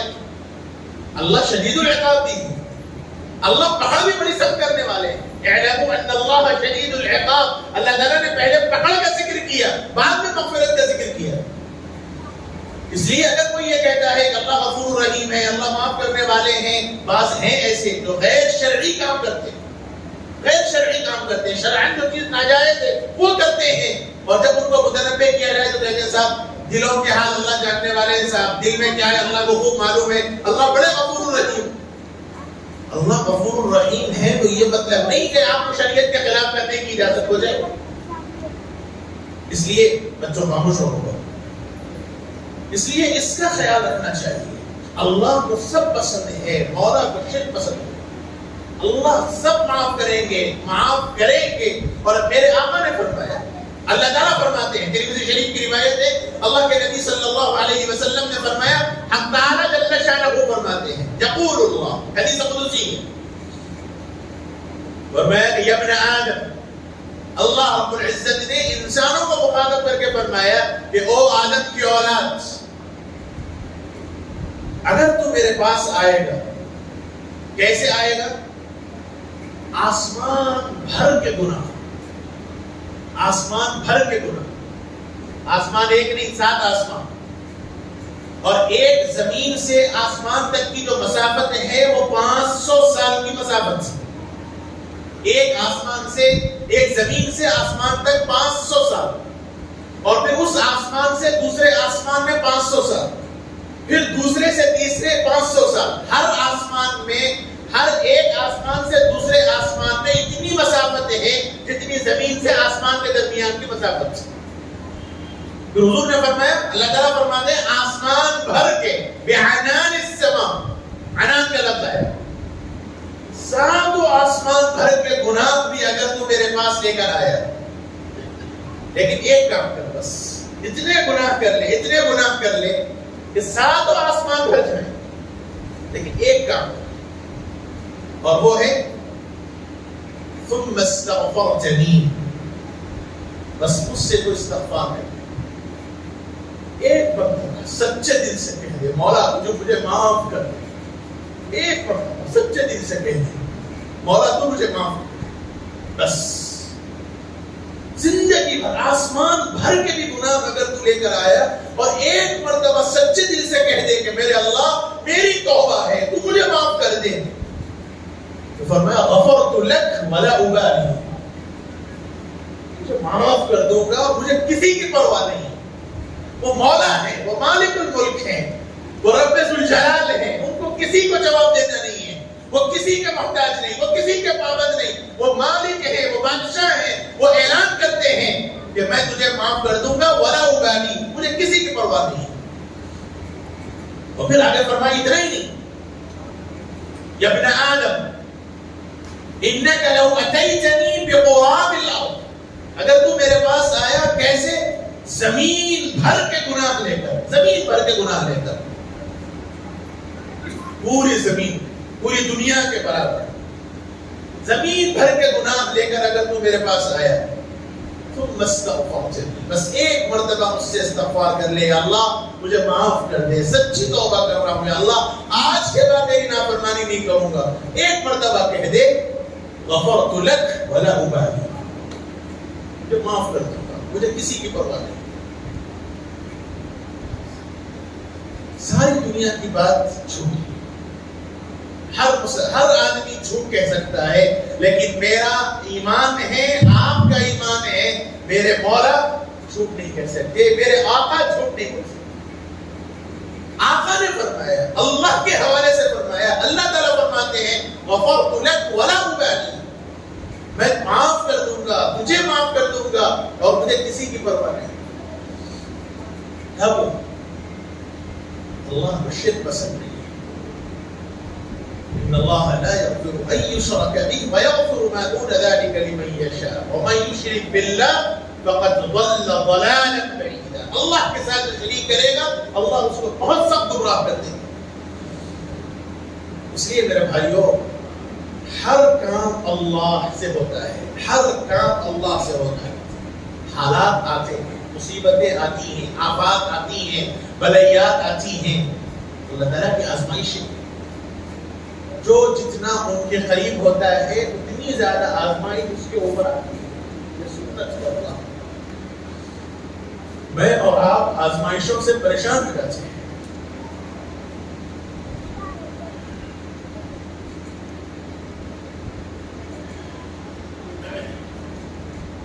دنیا میں جتنی تکلیفیں نبیوں کو آئی ہیں کسی کو نہیں آئی۔ کیا اللہ نبیوں سے ناراض تھا؟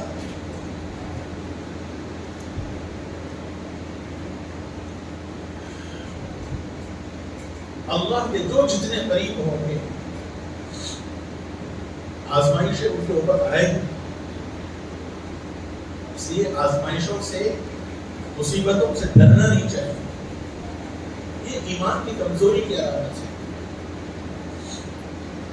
حالات ایسے ہو جا رہے ہیں، یہ مسائل کھڑے ہو جا رہے ہیں، پردے کا مسئلہ اٹھایا جا رہا، انہوں وہ اسٹیٹ پہ پھر وہ آگے، اس کے نتیجے میں آگے کیا ہونے والا ہے نہیں معلوم، یہ سب باتیں بھی ایک ہے۔ میں کیا کر رہا ہوں اس پہ مجھے توجہ کی ضرورت ہے۔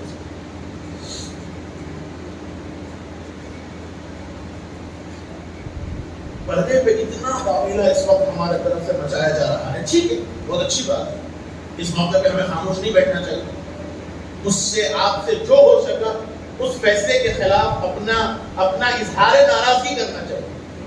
اسلامی احکامات میں عدالتوں کو دخل اندازی کی اجازت ہے، پردہ اسلامی حکم ہے، پردہ قرآن کا حکم ہے، پردہ اسلام کا حکم ہے، پردہ شریعت کا حکم ہے، اسلام میں پردہ ہے، پردہ برقعے کا نام نہیں ہے، پردہ برقعے کا نام نہیں ہے۔ عدالتوں کو یہ اختیار نہیں ہے فیصلہ کرنے کا، لیکن میرے بھائیوں، میں آپ تھوڑا سنجیدگی سے سوچیں،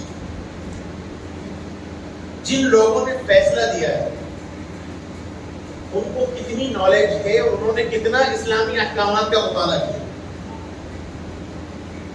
انہوں نے صرف تجربات کیا، انہوں نے مشاہدہ کیا، انہوں نے یہ دیکھا کہ اگر اسلام کا حکم ہے پردے کا تو کتنی مسلمان خواتین پردہ کر رہے ہیں، ہم نے کون سا پردہ کیا، ہم نے کتنا اہتمام کیا پردے کا۔ اللہ تعالیٰ آثار آفت لاتے ہیں، جس عمل پہ بندوں کی کوتاہی ہوتی ہے اللہ کی پکڑ اس پہ ہوتی ہے، یہ سنت اللہ ہے، یہ اللہ کی سنت ہے۔ جس عمل پہ ہماری کوتاہی ہوگی اللہ کی طرف سے پکڑ ہوگی، اور یہ پکڑ کا ایک طریقہ ہے۔ پردہ کیا ہے، پردے کی اہمیت کیا ہے، پردے کی حقیقت کیا ہے، اس سے واقف ہونے کی ضرورت ہے، اس پر عمل کی ضرورت ہے۔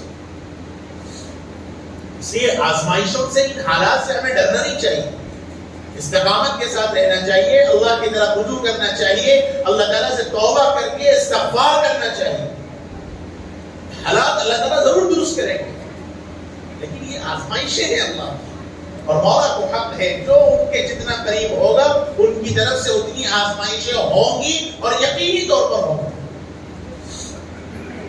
اس لیے اللہ تعالیٰ نے صاف اعلان کیا، لا یغفر من یشرک بہ ویغفر ما دون ذلک لمن یشاء۔ اللہ شرک کو معاف نہیں کرے گا، شرک کے علاوہ جس کو چاہے گا اللہ تعالیٰ معاف کر دے گا۔ اور مسلمان کے پاس ہے ہی کیا؟ اعمال کون سے؟ ایک ہی عزم ہے، اگر کہوں تو شاید میں غلط نہ ہوں، میرے سر سے لے کے پاؤں تک ایک ہی عزم ہے، ایک ہی عزم جس کے بارے میں یقین کے ساتھ کہہ سکتا ہوں کہ وہ صرف اللہ کا ہے۔ ایک ہی عزم ہے، میں میرے بارے میں کہہ رہا ہوں۔ کون سا عزم ایسا نہیں ہے جس سے گناہ نہیں ہو، لیکن یہ ایک پیشانی ایسی ہے جو سوائے اللہ کے کسی اور کے آگے نہیں جھکتی، اور ہر مسلمان کو فخر ہونا چاہیے کہ یہی ایک چیز ہے، یہ مولا کے آگے کسی کے سامنے نہیں جھکتی، اور اسی کو واسطہ بنا کے مولا سے بھیک مانگ لیجیے۔ سارے آدم مولا گناہوں میں مبتلا ہے، ایک عزم تو تیرا ہے، ایک عزم۔ مولا تجھے بہانوں کی ضرورت ہے، بس تو ایک عزم کو بہانہ بنا کے معاف کر دے۔ یہی شرک، یہ ہے توحید۔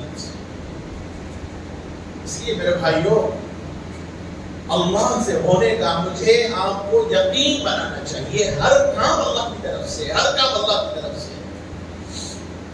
لہذا کوئی آدمی اگر شرک کرتا ہے تو اللہ تعالیٰ سب معاف کریں گے، شرک کو معاف نہیں کریں گے۔ دوسرا عمل جو حضور اکرم صلی اللہ علیہ وسلم نے فرمایا وہ ہے کینہ۔ کینہ رکھنے والے کو اللہ تعالیٰ معاف نہیں فرمائے گا۔ کینہ کس کو کہیں؟ دل میں دشمنی، دل میں نفرت، دل میں بغض، دل میں عداوت، دل میں کڑن، دل میں دشمنی، اور سامنے محبت کا اظہار، اس کا نام کینہ ہے۔ مجھے آپ سے نفرت ہے، مجھے آپ سے چڑ ہے، مجھے آپ سے بغض ہے، مجھے آپ سے دشمنی ہے، لیکن آپ سے ملتا ہوں تو بڑی محبت سے، اور ایسی محبت سے کہ آپ کو یقین ہے کہ سب سے بڑا مخلص میں آپ کے واسطے ہوں، یہ کینہ ہے۔ دل میں ایک ہو، ظاہر ایک کرے، یہ کینہ ہے۔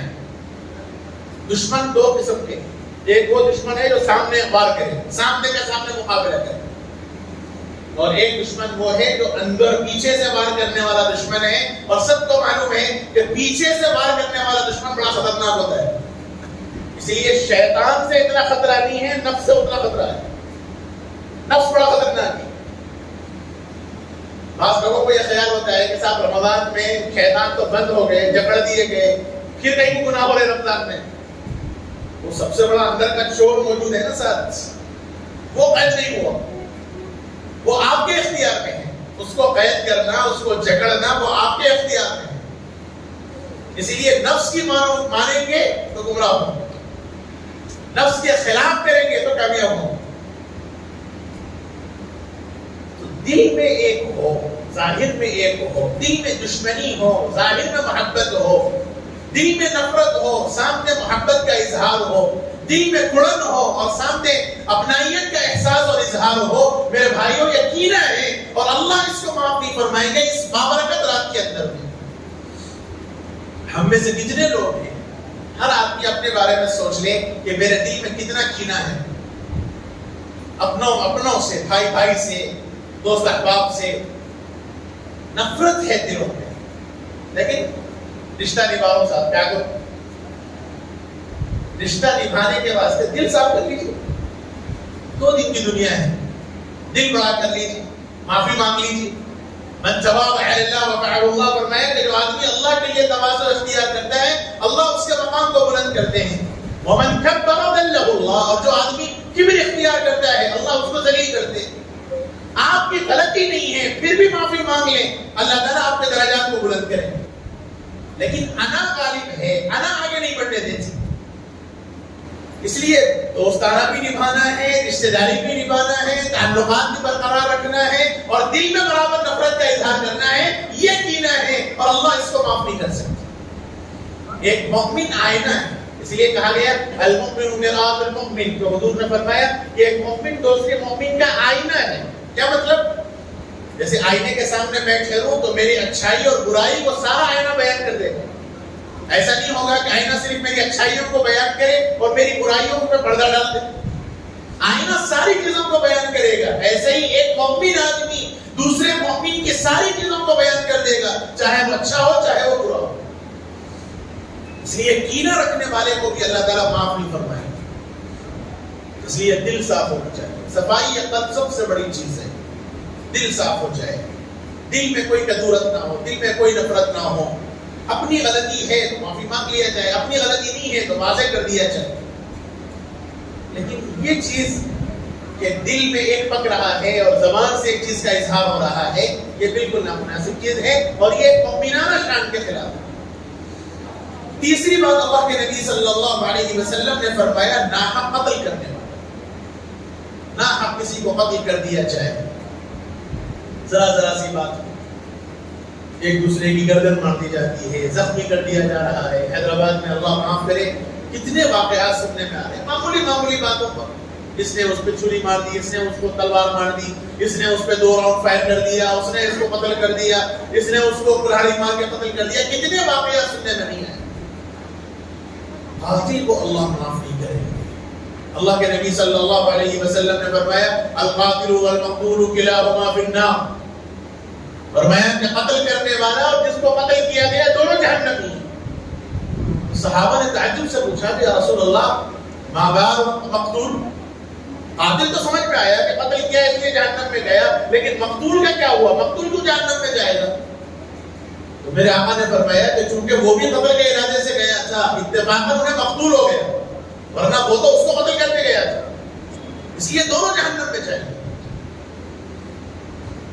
ناحق قتل کرنا یہ بہت بڑا شدید عمل ہے. قرآن نے کہا وَمَن يَقْتُلْ مُؤْمِنًا مُتَعَمِّدًا فَجَزَاؤُهُ جَهَنَّمُ خَالِدًا فِيهَا, ہمیشہ جہنم رہے گی. اللہ کا غضب اس کے اوپر نازل ہوگا, اللہ کی لعنت ایسے لوگوں پر ہوگی جو قاتل ہوں. اور چوتھی بات حضور اکرم صلی اللہ علیہ وسلم نے فرمایا کہ بدکار عورت, اور علماء نے فرمایا کہ عورت کے ساتھ مرد بھی داخل ہے, وہ آدمی جو زنا کا عادی ہو, اس بابرکت رات میں بھی اللہ اس کو معاف نہیں فرمائے گا. جو زنا کی عادت رکھنے والا مرد ہو یا زنا کی عادت رکھنے والی عورت, اللہ تعالیٰ اس کو معاف نہیں فرمائے گا. ایک زنا حقیقی اور ایک زنا مجازی ہے. جیسے زنا شرمگاہ کا ہوتا ہے, ایسے ہی زنا آنکھوں کا ہے, ایسے ہی زنا کانوں کا ہے, ایسے ہی زنا ہاتھوں کا ہے, ایسے ہی زنا پاؤں کا ہے. محدثین کرام نے فرمایا کہ اس حدیث کے اندر اگرچہ کہ صراحتاً زنا مراد ہے, لیکن اس کے ضمن میں زنا سے متعلق جتنی چیزیں ہیں وہ بھی داخل ہیں. جیسے غیر عورت سے تعلقات قائم کرنا حرام ہے, غیر عورت سے چیٹنگ کرنا بھی ناجائز ہے. آج کل وہ فیشن بن گیا نوجوان بچوں کو, 3 4 کو ہینڈل کرو سر, ایک نہیں ہے صاحب 4 5 ہے, ٹائم پاس ہو رہا ہے. اور اللہ معاف کرے سننے میں یہ آیا کہ مرد تو مرد, بچے تو بچے, بچیاں بھی یہ کام کر رہی ہیں صرف ٹائم پاس کے واسطے. اتنی تکلیف ہوتی ہے بعض مرتبہ, میں آپ کو بتا رہا ہوں, میرے راستے میں مدرسہ جاتے ہوئے روزانہ دیکھتا ہوں, روزانہ ایک کیفے کھلا ہے چائے کا, اس کا نام بھی رکھا گیا روبرو. مدرسے سے واپس ہوتے وقت اللہ معاف کرے, اللہ معاف کرے, سوائے ہماری اپنی مسلم بچیوں کے کوئی اور مجھے غیر نظر نہیں, اللہ ماشاءاللہ کبھی کبھی آگے بڑھا. روزانہ اور جب نام ہی ایسا ہے روبرو، تو آپ یہ اندازہ کر سکتے ہیں روبرو میں کیا کچھ نہیں ہوگا. یہ تو ایک کیفٹیریا کا، ایک کیفے کا، ایک کافی اسٹال کا یہ حال ہے. بتانے آگے اور کیا کیا ہوگا. ان کو بھی معلوم ہے کہ اپنے کو یہاں کرنا کچھ بھی نہیں ہے، صرف ٹائم پاس کرنا ہے. نوجوان بچے دھڑلے کے ساتھ پوری رات چیٹنگوں میں لگے ہوئے ہیں. ہماری بچیاں فونوں میں لگی ہوئی ہیں. اس وقت یہ جو شیطانی مشغلہ ہاتھوں کے اندر ہے، ان سب نے ہماری نسلوں کو غارت کر دیا، نسلوں کو غارت کر دیا. اور پھر اس کے اوپر سے ظلم بالا ہے. ظلم کی آن لائن تعلیم کا جو سلسلہ آیا، اللہ کی آزمائش آئی، اس کے نتیجے میں آن لائن ایجوکیشن کے نام پہ ہر بچی کے ہاتھ میں، ہر بچے کے ہاتھ میں بڑے بڑے موبائل آ گئے. ایک طرف فائدہ ضرور ہوا، اس سے انکار نہیں ہے، لیکن مسئلہ یہ ہے یہ گناہ نقصان نفع سے زیادہ ہو. ہر ایک کے بوائے فرینڈ ہے، گرل فرینڈ ہے، بوائے فرینڈ ہے، گرل فرینڈ ہے. یہی چل رہا سلسلہ نوجوانوں. بعض نوجوانوں نے خود مجھ سے کہا ہے، ایک نوجوان نے مجھ سے خود کہا، مفتی صاحب صحیح بات تو یہ ہے کہ 6 کو ہینڈل کر رہا ہوں اس وقت. میں نے کہا کہ بھائی بہت اچھا کام کر رہے ہو. تو کہتے ہیں ٹائم پاس کرو صاحب، جس کو اپنے کو اصل نہ تو میں سے جامع بات طے کرے، لیکن بس ٹائم پاس کو، دل لگنے کو. تو میں نے اس سے کہا اگر یہی جملہ کوئی تمہاری بہن کے متعلق کہے تو کیا تصور ہوگا؟ بیکار کے باتیں نہ کرو صاحب. جب ضرب لگی تو بیکار کی باتیں نظر آئی. وہ بھی تو کسی کی بہن ہے جس کی ہر تلبی تم کر رہے ہو. آزادی ہم نے دے رکھی ہے، ہم پیرنٹس نے دے رکھی ہے. اس لیے میں بار بار کہتا ہوں کہ آپ توجہ رکھیے اپنی نسلوں پر توجہ رکھیے کہ آپ کیا کر رہی ہیں. ہماری بچیاں، ہماری بیٹیاں کیا کر رہی ہیں، ہمارے بچے کیا کر رہے ہیں. اور جو واقعات ہو رہے ہیں طلاق کے، خلع کے، بڑے افسوس کے ساتھ کہنا پڑتا ہے کہ بحیثیت مفتی کے جب ہم تبصرے کے واسطے بیٹھتے ہیں، مقدمات آتے ہیں ہمارے سامنے. ابھی 2 دن پہلے ایک مسئلہ آیا، اس سے تھی لڑکی خلا پہ، تیاری نہیں. 3 کاؤنسلنگ ہو گئی بیٹھ کے، 3 کاؤنسلنگ، 1.5 گھنٹے کی کاؤنسلنگ ہوئی. ایک ہی بات کا مصیبت ہے، میرے کو نہیں رہنا ہے صاحب کے ساتھ، نہیں رہنا ہے. سمجھایا جا رہا، بار بار بولا جا رہا، سسرال کا حوالہ دیا جا رہا، ماں باپ کا حوالہ دیا جا رہا، وجوہات پوچھی جا رہی، سب کچھ نہیں. میں رہتی نہیں ان کے ساتھ. اما وجہ کیا ہے، کیوں نہیں رہنا چاہتی؟ 2 بچے ہو گئے تم کو، چھوٹے چھوٹے بچے ہیں. معلوم ہوا کہ صاحب شوہر نامدار، شادی ہوئے جب سے 10 سال ہو گئے، شادی ہوئے جب سے برابر لڑکی کے ساتھ تعلقات میں لگے ہوئے ہیں. کب تک برداشت ہو؟ ایسے معاملات کسیوں ہیں. اور یہ موصوف سے بات کی گئی، اور صاحب خالی فون پہ ہو گئی، کچھ اور کر رہا ہوں کیا؟ اتنے دھڑنے کے ساتھ وہ اس کو جائز سمجھ رہے ہیں. یہ ایک مثال ہے، ورنہ ایسی دسیوں واقعات اس وقت ہمارے سامنے موجود ہیں. نتیجہ خلا طلاق. اب تو آج کل خلے کی بھرمان چل رہی، کیونکہ طلاق کے مسئلے پہ گورنمنٹ سے قانون آ گئے، اس لیے خلا ہی چل رہا آج کل. بھائیو، یہ ہماری کوتاہیاں ہیں، یہ ہماری اپنی نحوستیں ہیں، جس کے نتیجے میں ہمارا معاشرہ اتنا خراب ہو رہا ہے. نوجوان نسلیں ہاتھوں سے نکل رہی ہیں. اوباش قسم کے کپڑے، اوباش قسم کے ہمارے رہن سہن، عجیب قسم کے تصورات. ایک نوجوان بچے کو دیکھ کر ہم یقین کے ساتھ نہیں کہہ سکتے کہ صاحب یہ باقاعدہ مسلم بچہ ہے کہ غیر مسلم. اس کے پینٹ بھی پھٹے ہوئے ہیں، فیشن کے نام پہ پھٹے پینٹ پہننا گوارا ہو گیا. پہلے گھٹنے کے نیچے تک تھا پھٹا ہوا، اب تو گھٹنے کے اوپر بھی آ گیا پھٹا ہوا، جو شرعاً ناجائز ہے، نماز نہیں ہوتی. اور ایسے پینٹ پہن کے مسجد کو آ جاتے ہیں. اتنی چھوٹی چھوٹی جرکن ہمارے نوجوان پہنتے ہیں کہ سجدے میں گئے تو پیچھے والے آدمی کی نظر اس کے صدر پہ پڑتی ہے. بڑے فخر سے نوجوان پہنتا ہے. وہی اگر ایک دعوت میں، ایک فنکشن میں جائے گا تو سوٹ بوٹ اور ٹائی اور بھائی لگا کے بڑی آرائش کے ساتھ جائے گا. مسجد آئے گا تو وہی 90 کپڑے پہن کر مسجد کو آئیں گے فجر کی نماز. یہ تو ہمارا معاملہ ہے. بالیاں آج کل نوجوان پہن رہے ہیں کانوں کے اندر، چوٹیاں چھوڑ رہے ہیں. اللہ کے نبی نے فرمایا کہ اور مرد کو عورتوں کی شباہت، عورتوں کو مردوں کی شباہت حرام ہے. جن کو پردہ کرنا تھا، جن کو اوڑھنی اوڑھنا تھا، انہوں نے تو اوڑھنیاں نکال دی، اور جن کو نہیں اوڑھنا تھا انہوں نے اوڑھنیاں اوڑھنا شروع کر دی. آج کل شادیوں میں بعض لباس کو دیکھنے کا اندازہ ہوتا ہے کہ گلابی گلابی پگڑیاں سر پہ ہیں اور اس کے ساتھ ساتھ ایک دوپٹہ بھی کندھے پہ چل رہا ہے نوجوان لوگوں کو. اور ہماری بچیوں کے لباس سے سر سے نقاب سے حجاب بھی اتر گیا اور سینے پر دوپٹے بھی اتر گئے فیشن کے نام پر. اتنے ٹائٹ کپڑے آج کل مارکیٹ میں دستیاب ہیں کہ فل آستین کا کپڑا ہی نہیں مل رہا مارکیٹ کے اندر چھوٹی بچیوں کو پہنانے کے واسطے. فیشن کے ہم دل دادا بن گئے. تو بدکاری تو آئے. چھوٹی چھوٹی بچیوں کو ہاف آستین کے جب کپڑے ہم پہنائیں گے بچپن سے، چھوٹی بچیوں کو ٹائٹ اسکرٹ اور ٹائٹ جینس اور لیگنگز ہم پہنائیں گے، تو پھر بڑی ہونے کے بعد ان بچیوں کو شرٹ شلوار کی عادت کہاں سے بنے گی؟ بچپن سے ہم نے ہماری بچیوں کو دیکھ لیجیے آج کل ہماری بچیوں کے لباس کیا بن گئے، ٹائٹ ٹائٹ لیگنگز، اور ایسی لیگنگز پہنا رہے ہیں، ایسی چرکینیں ہم پہنا رہے ہیں، اور آگے چل کے ہم بڑی بچیوں کو کہیں گے کہ صاحب وہ شرٹ شلوار پہنے، تو ماحول کہاں سے آئے گا جب ہم نے بچپن سے ان کو اس لباس کا عادی بنا دیا. نتیجہ یہ ہوا کہ بدکاریوں میں ہماری بچیاں مبتلا ہیں. ایک نوجوان اس سے کہنے لگے، آٹو چلاتے ہیں، مختلف سواریاں راتوں میں وہ چلاتے ہیں، آٹو رات میں سواری کرتے ہیں. وہ خود کہنے لگے کہ جتنے آج کل اویو ہوٹلز کے جو رومز ہیں اویو کے، کہنے لگے کہ بڑے افسوس کے ساتھ کہنا پڑتا ہے کہ کئی سواریوں کو میں خود چھوڑتا ہوں غیر مسلموں کے ساتھ، ہماری مسلمان بچیاں صرف رات گزارنے جاتی ہیں اویو روم کے اندر. ایسا حال ہے اس وقت ہمارا ماحول. ہماری بچیاں کالج کے نام سے کہاں جا رہی ہیں، کبھی ہم نے غور نہیں کیا. ہونا تو یہ چاہیے تھا کہ میں میری بیٹی کو خود کالج چھوڑتا، ہونا تو یہ چاہیے تھا، یا کم سے کم اپنے بیٹے کے ذریعے چھوڑواتا، لانے لے جانے کا اس کو اہتمام کرتا، یا کم سے کم اپنی نگرانی میں صحیح سواری متعین کرتا.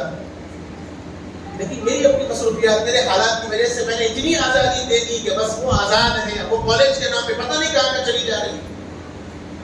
اس لیے میرے بھائیوں اس وقت کی ضرورت ہے، ہمیں کچھ سمجھنے کی ضرورت ہے، ہمیں اپنے اندر تبدیلی لانے کی ضرورت ہے. پانچواں مرحلہ ہے قطع رحمی کرنے والا. قطع رحمی کا مطلب ہے رشتے توڑنے والا، رشتے کاٹنے والا، رشتوں کو ختم کرنے والا، معمولی معمولی باتوں پر رشتے توڑ دینے والا. اسلام نے صلہ رحمی کا حکم دیا، رشتہ جوڑنے کا حکم دیا. رشتہ توڑنا یہ اسلامی اقدار کے خلاف، لیکن یہاں مسئلہ بھی آنا چاہیے. وقت مجھے اجازت نہیں دیتا، ورنہ میں اس پہ کلام کرنا چاہ رہا تھا قطع رحمی کے اوپر، لیکن وقت کافی ہو رہا ہے. قطع رحمی رشتہ داریوں کو توڑنا، معمولی باتوں پر رشتہ داریوں کو ختم کر لینا. دو پیسوں کے واسطے، زمین کے دو ٹکڑوں کے واسطے، زمین کی تھوڑے سے حصے کے واسطے میں قربانی دینے کو تیار نہیں.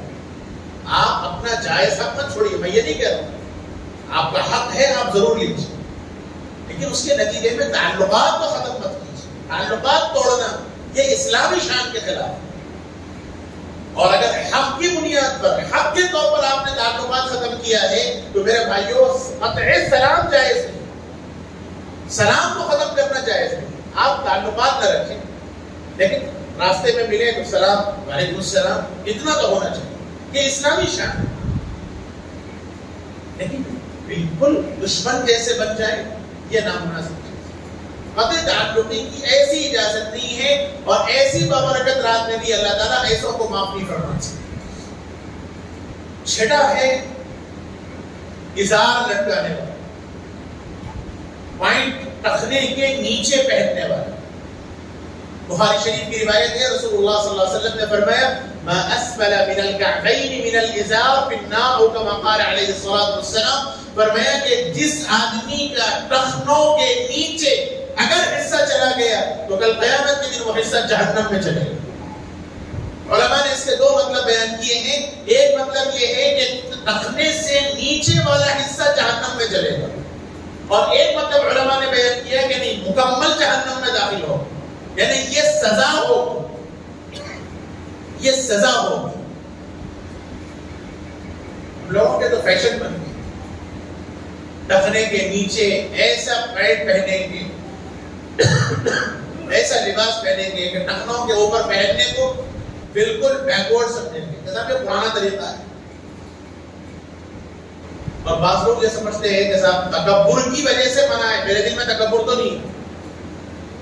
اور ایک روایت سے استدلال کرتے ہیں، حضرت ابوبکر رضی اللہ عنہ ان کا پیٹ بڑا تھا اور وہ اس زمانے میں تہبت باندھتے تھے، ازار باندھتے تھے، تو بڑے پیٹ میں ازار نہیں ٹکتی، وہ ادھر جایا کرتی تھی، تو ٹخنے کے نیچے ان کا ازار چلے جایا کرتا تھا۔ جب حضور نے یہ وعید فرمائی تو حضرت ابوبکر رضی اللہ عنہ نے فرمایا کہ رسول اللہ میرا یہ مسئلہ ہے، تو اللہ کے نبی نے حضرت ابوبکر کو گواہی دی کہ تم اس سے مستثنا۔ یہ صرف حضرت ابوبکر کے واسطے حضور نے فرمایا، یہ عام ضابطہ حضور نے نہیں کیا، کسی اور صحابی کو حضور نے نہیں فرمایا، اللہ کے نبی نے حضرت ابوبکر رضی اللہ عنہ کے واسطے فرمایا۔ لیکن اس کے نتیجے میں یہ سمجھنا کہ صاحب میرے دل میں تکبر نہیں ہے، یہ بولنا میرے دل میں تکبر نہیں ہے، یہی تکبر کی علامت ہے۔ ورنہ اگر آپ کو جب معلوم ہوتا ہے کہ نبی کا طریقہ یہ ہے، یہ سنت کے خلاف ہے اور یہ حرام ہے، تو آپ کو شرمندگی اور احساس کے ساتھ فوری عمل پر کر لینا چاہیے تھا، لیکن نہیں کر کے آپ یہ کہہ رہے ہیں صاحب تکبر کی وجہ سے نہیں پہن رہا ہوں، بالکل فیشن کے طور پہ پہن رہا ہوں، یہی ناجائز ہے اور اس پر ظلم والا ہے ظلم۔ نماز کے موقع پر بھی ٹخنے کے نیچے کپڑا رہتا ہے، اور بعض لوگ یہ کہتے ہیں اور یہ فتویٰ دیا گیا کہ صاحب نماز کی حالت میں پائچے موڑنے سے نماز نہیں ہوتی، یہ غلط فتویٰ ہے۔ ایک تو ظلم یہی ہے کہ ٹخنے کے نیچے پہننا حرام ہے، اللہ کے بندے ہو کم سے کم نماز کے حد تک تو اپنا لباس درست کر لو۔ جیسے ایک گناہ یہاں کرنا ایک گناہ ہے اور ایک گناہ حرم میں کرنا وہ 1,00,000 گناہ کے برابر ہے۔ جیسے ایک نیکی میں یہاں کروں تو ایک ثواب ہے، حرم میں وہ ایک نیکی کروں تو 1,00,000 کے برابر ہے، ایسے ہی ایک گناہ میں یہاں کروں تو ایک گناہ ہے، وہی گناہ میں حرم میں کروں تو وہ 1,00,000 گناہ کے برابر ہے۔ ایسے ہی ایک گناہ نماز کے باہر حرام کام کرنا، یعنی ٹخنے کے نیچے پہننا نماز کے باہر یہ ایک گناہ ہے، اور نماز کے اندر پہننا یہ ڈبل گناہ ہے۔ کم سے کم اس کا لحاظ تو ہونا چاہیے، نماز کے اندر تو کم سے کم اپنے کپڑوں کو موڑ۔ بہرحال ٹخنے کے نیچے کپڑا پہننے والے کو اللہ کے نبی نے فرمایا کہ اللہ تعالیٰ اس کو معاف نہیں فرمائے گا۔ اور ساتویں بات اللہ کے نبی صلی اللہ علیہ وسلم نے فرمایا، شراب نوشی کا عادی شخص جو شراب پیتا ہے، شراب کا عادی ہے، نشہ کرنے والا، اللہ رب العزت اس رات میں بھی اس کو معاف نہیں فرما سکتا۔ ایک ہے شراب پینا اور ایک ہے شراب جیسی چیزیں پینا، نشہ کرنا۔ آج کل بعض نوجوان انرجی ڈرنک پیتے ہیں۔ انرجی ڈرنک کیا چیز ہے؟ اس سے پہلے مجھے یاد ہے کافی لمبا میں نے اس موضوع پہ سمجھایا تھا کہ جتنی انرجی ڈرنک ہے یہ کوئی انرجی ڈرنک نہیں ہے، اس سے کوئی انرجی نہیں آتی۔ میں نے اس مسئلے پہ تحقیق کی ہے اور مجھے یہ بتایا گیا کہ انرجی ڈرنک کے اندر ایک مادہ ہے کیفین کا، جو آپ چائے پیتے ہیں اس میں بھی کیفین ہے، آپ کافی پیتے ہیں اس میں بھی کیفین ہے، تو یہ جو انرجی ڈرنک ہے اس میں بھی یہ کیفین ہوتا ہے، اور یہ کیفین کی مقدار زیادہ ہوتی ہے، اور کیفین کا کام ہے آپ کے دماغ پر سرور طاری کرنا، آپ کے دماغ کو مدہوش کرنا۔ اللہ تعالیٰ نے ہر انسان کا ایک نظام بنایا، دماغ کا بھی ایک نظام ہے، وہ اس نظام کے تحت چلے گا تو دماغ کامیاب رہے گا، کام کرے گا، اور جب اس نظام سے زیادہ بوجھ اس کے اوپر ڈالا جائے گا تو دماغ بھی ویک ہوگا۔ جیسے آپ دن بھر مستقل کام کرتے رہے تو رات ہوگی تو تھکاوٹ آپ کو محسوس ہوگی، وہ محسوس کہاں سے ہوا؟ وہ دماغ نے بتلایا، اب میں تھک گیا، تو اب دماغ بولا کہ اب میں تھک گیا، تو اس کے اثرات جسم نے قبول کیے، دل بھی بولا تھک گیا، ہاتھ بھی بول رہا تھک گیا، جسم بھی بولا تھک گیا، وہ دماغ بولا میں تھک گیا۔ وہ دماغ پہ جب وہ ڈرنک اوپر چڑھا، وہ کیفین کی مقدار اوپر چڑھی، تو اب یہ دماغ بول رہا کہ میں اب تھوڑا تیار ہو گیا، بشاشت آئی، بشاشت نہیں ہے، وہ جو دماغ پہ تھکاوٹ کا احساس ہوا، اس احساس کے اوپر اس کیفین نے اثر انداز کیا. جیسے ایک شرابی کو آپ لیں، دبلا پتلا ہے اور خوب نشہ کیا ہوا ہے، لیکن آپ دیکھیے کہ وہ شرابی اپنے آپ کو دنیا کا سب سے بڑا گاما پہلوان سمجھتا ہے، ہر ایک سے پنگا لے گا. لیکن حالت یہ ہے کہ اگر ایک ہاتھ اس کے اوپر رکھا جائے تو کہاں کی گرے گا، لیکن ہر ایک سے مقابلہ کرے گا. کیوں؟ وہ یہ سمجھتا ہے کہ اس وقت سب سے بڑا پہلوان میں ہوں. انہیں نہیں سمجھ رہا، وہ دماغ میں اس کی جو نشہ طاری ہو گیا، اس کی عقل، اس کی سوچ، اس کا احساس ختم ہو گیا، اور وہ احساس نشہ اس کے دماغ پہ طاری ہو گیا، جس کے نتیجے میں وہ اپنے آپ کو سب سے بڑا پہلوان سمجھ رہا ہے. یہی چیز اس انرجی ڈرنک کے اندر ہے.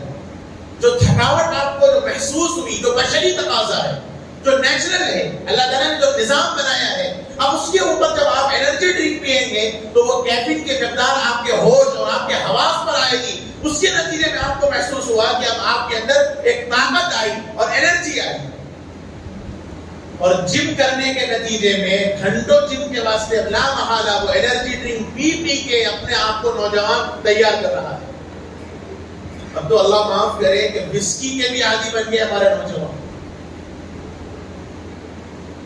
بہت پہلے، غالباً میں سمجھتا ہوں 2008 یا 2009 کی بات ہے، سعودیہ میں جو لوگ رہتے ہیں وہ جانتے ہیں، اس وقت وہاں ایک ڈرنک آیا تھا زنجبیل کا، ادرک کا.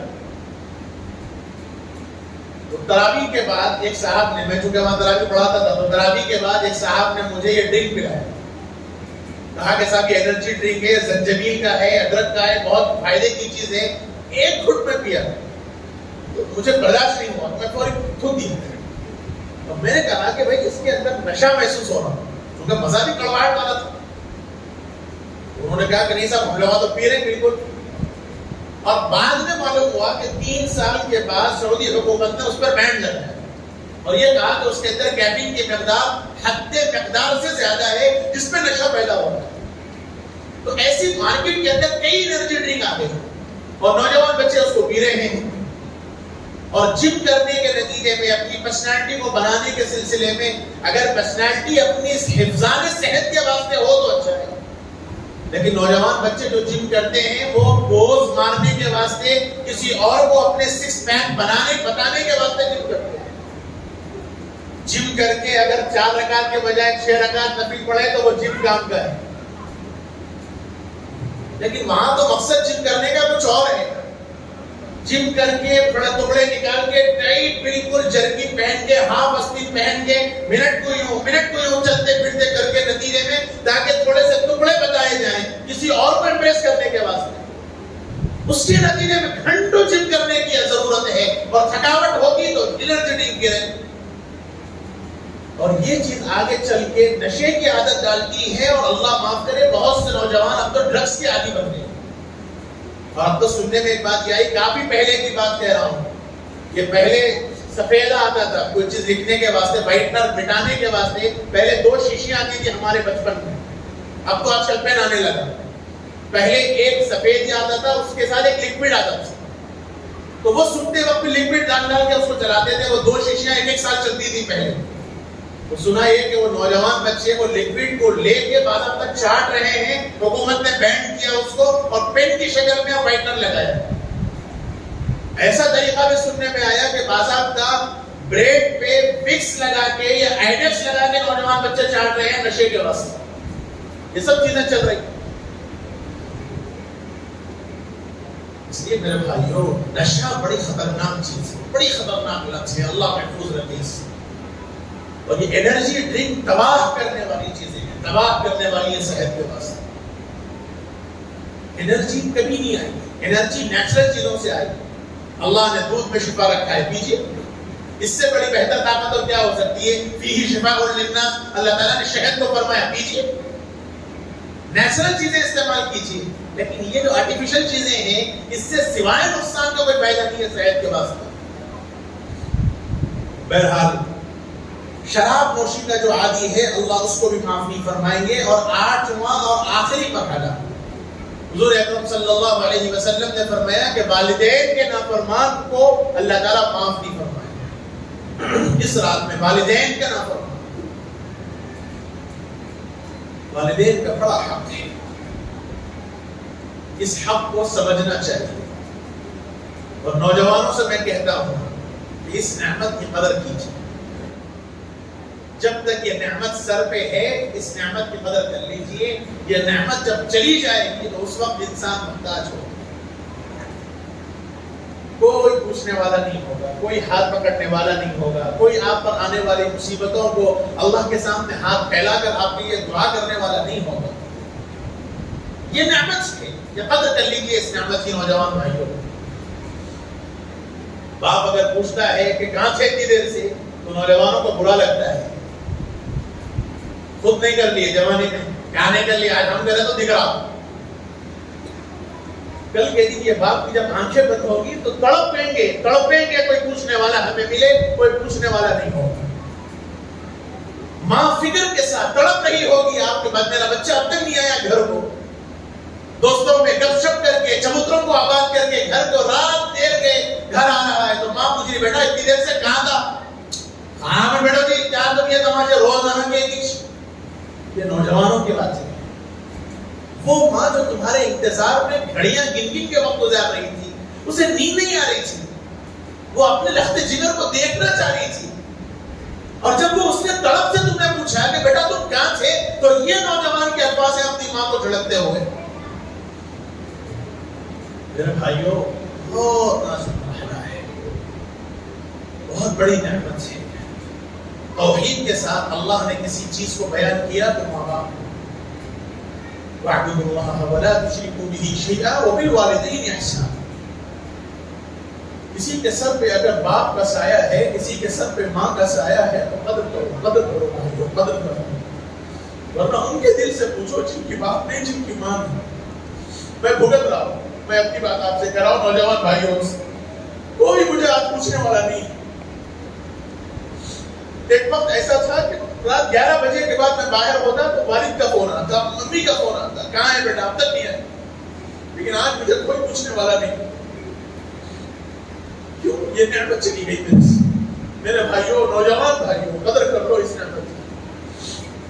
تمہارے اوپر جو مصیبت آتی ہے، جو حالات آتے ہیں، یہ حالات اللہ سے لڑ کر ڈرانے والی اگر کوئی ہے تو وہ تمہاری ماں ہے.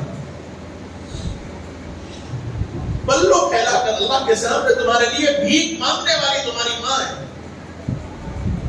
تمہارے واسطے تڑپنے والی، تمہارے واسطے اظہار کرنے والی تمہاری ماں ہے.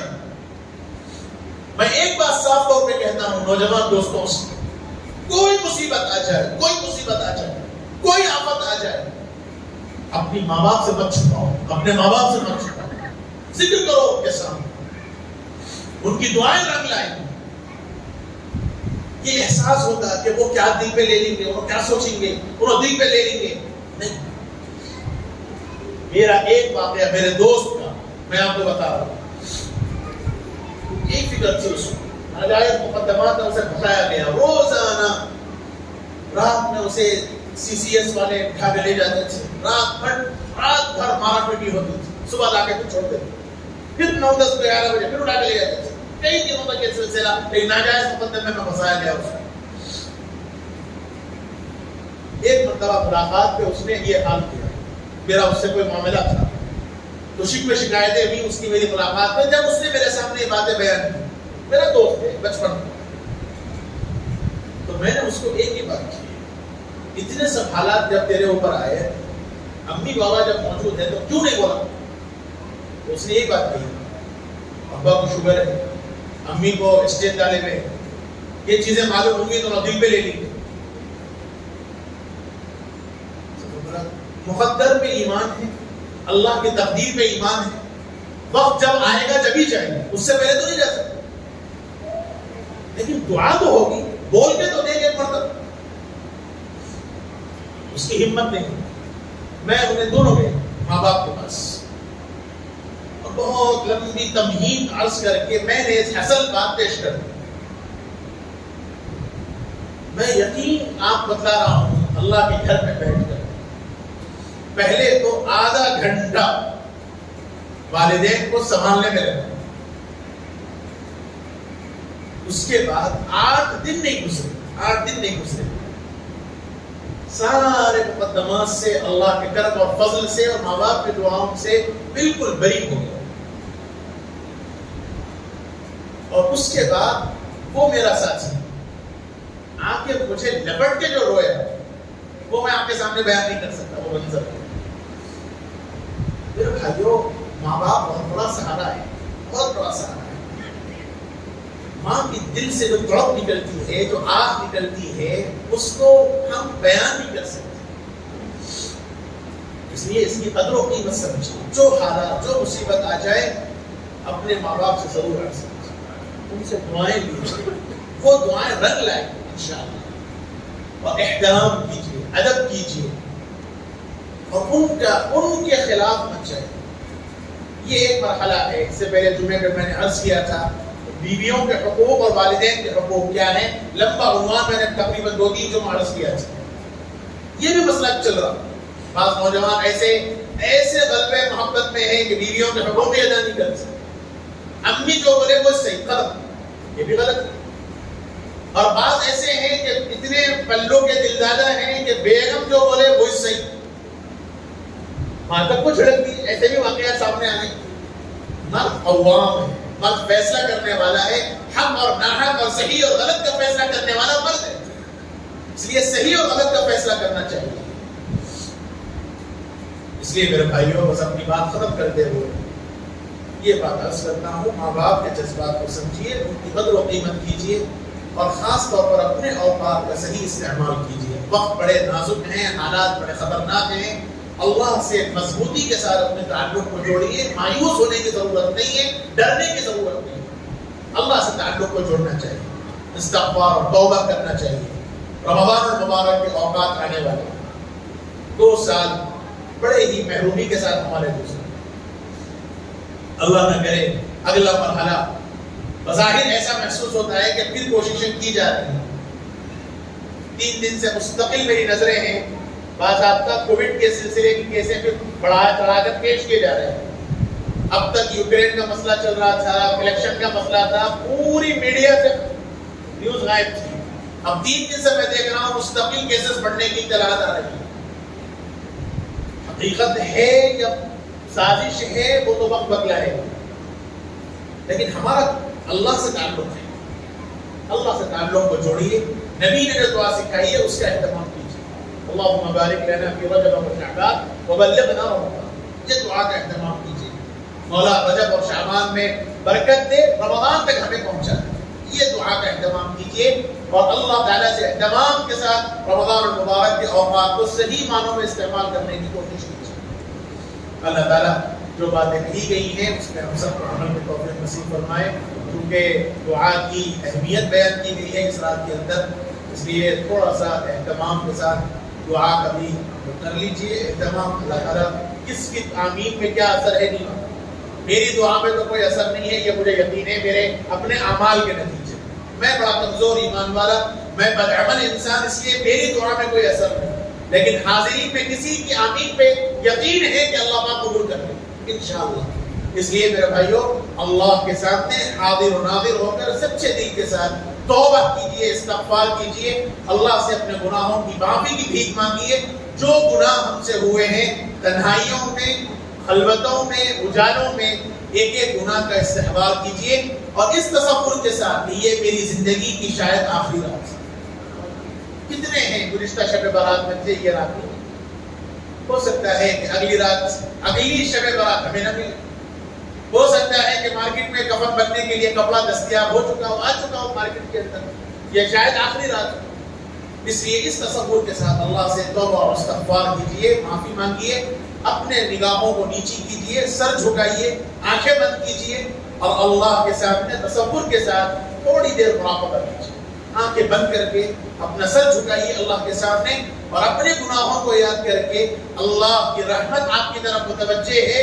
اللہ تعالیٰ آج آپ کو نوازنے والے ہیں، اللہ آج آپ کو دینے والے ہیں.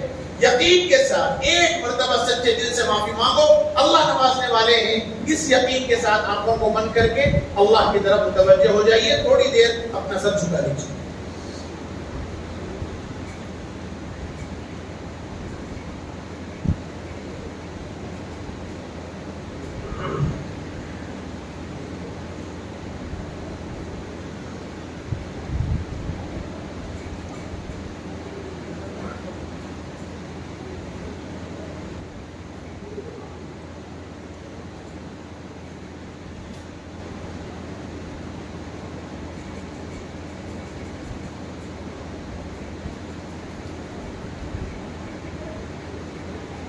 الحمد لله رب العالمين. اللهم صل على سيدنا محمد وعلى آل سيدنا محمد وبارك وسلم.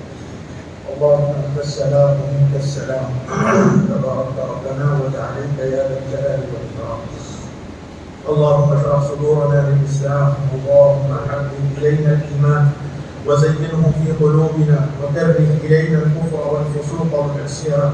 اللهم اجعلنا من الراشدين، اللهم اجعلنا من أهل القرآن الذين هم أهلك وخاصتك يا ذا الجلال والإكرام. اللهم ألبسنا به الحلل وأسكننا به الذلل وأسبغ علينا به النعم وادفع به عنا النقم واجعلنا به عند الجزاء من الفائزين وعند النعماء من الشاكرين وعند البلاء من الصابرين.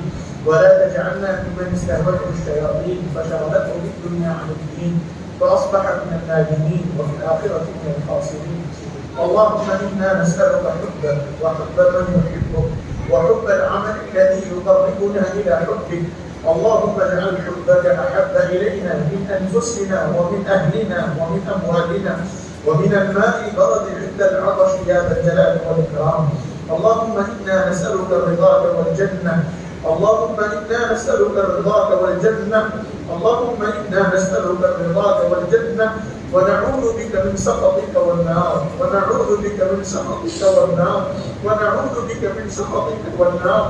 اللهم إنا نسألك ما علمت، اللهم إنا نسألك من خير ما سألك منه نبيك عبدك ورسولك محمد صلى الله عليه وسلم وعبادك الصالحون، ونعوذ بك من شر ما استعاذك منه نبيك عبدك ورسولك محمد صلى الله عليه وسلم وعبادك الصالحون. اللهم إنا نسألك من خير كله عاجله وآجله ما علمنا منه وما لم نعلم، ونعوذ بك من الشر كله عاجله وآجله ما علمنا منه وما لم نعلم. يا أرحم الراحمين، يا ذا القوة المتين ويا راحم المساكين، يا مجيب دعوة المضطرين، يا مجيب دعوة المضطرين، يا مجيب دعوة المضطرين، يا من رغمت لك أنوفنا ويا من طارت لك عيوننا ويا من ذلت لك أجسادنا. اے اللہ اپنے کرم سے ہمارے گناہوں کو معاف فرما، لغزشوں کو معاف فرما، قصوروں کو درگزر فرما. اے اللہ سیئات کو حسنات سے تبدیل فرما. اے اللہ آدھی رات کے قریب کا وقت گزر چکا ہے، اے اللہ آدھی رات کے وقت کا وقت ہو چکا ہے. مولا آپ کے بندے اس وقت آپ کے سامنے حاضر ہیں. دنیا کے بادشاہوں نے، دنیا کے سلطنتوں نے، دنیا کے بڑے لوگوں نے اپنے دروازے بند کر لیے. مولا آپ کا دروازہ اب بھی کھلا ہے اور آپ کے سامنے یہ فقیر حاضر ہیں، مغفرت کی بھیک مانگ رہے ہیں. اے اللہ آج یہ آپ کے بندے آپ کے سامنے سچے دل سے اپنے گناہوں کا اعتراف کر کے، مولا اپنے سارے گناہوں کا اعتراف کر کے تیرے سامنے حاضر ہیں. مولا اپنے کرم سے معاف کر دیجئے، اللہ اپنے کرم سے معاف کر دیجئے. اے اللہ ہم آپ کے بندے ہیں، ظاہر کے بندے ہیں، حقیقت میں بڑے گندے ہیں. اللہ ہم سے دن میں گناہ ہو گئے، رات میں بھی گناہ ہو گئے، لوگوں کی مجلسوں میں بھی گناہ ہوئے، لوگوں کی نگاہوں سے چھپ کر اکیلے میں بھی ہم سے گناہ ہو گئے. مولا ہم سے کون سا ایسا وقت ہے جس میں ہم سے گناہ نہیں ہوئے؟ میرے مولا آج یہ آپ کے بندے اپنے آپ کے سامنے آپ کی رحمت کی بھیک مانگتے ہوئے میرے اللہ اپنے سارے گناہوں کا اعتراف کر کے، مولا اعترافی مجرم بن کے، اعترافی اور اقراری مجرم بن کے میرے اللہ تیرے دربار میں حاضر ہیں، تیرے دربار میں حاضر ہیں. میرے اللہ اگر کسی مخلوق کے سامنے ایک گناہگار آدمی، ایک مجرم آدمی، ایک خطاکار آدمی بھی اپنے گناہ کا اعتراف کر کے معافی مانگ لے تو اسے بھی معاف کرنے میں کوئی شرم نہیں آتی، اسے بھی معاف کرنے میں کوئی احساس نہیں ہوتا، وہ بھی معاف کر دیتا ہے. میرے مولا آپ تو 70 ماہوں سے زیادہ محبت رکھتے ہیں، 70 ماہوں سے زیادہ محبت رکھتے ہیں. میرے مولا آپ نے اعلان کیا ہے، آپ نے اپنے حبیب کے واسطے سے یہ پیغام ہم تک پہنچایا ہے.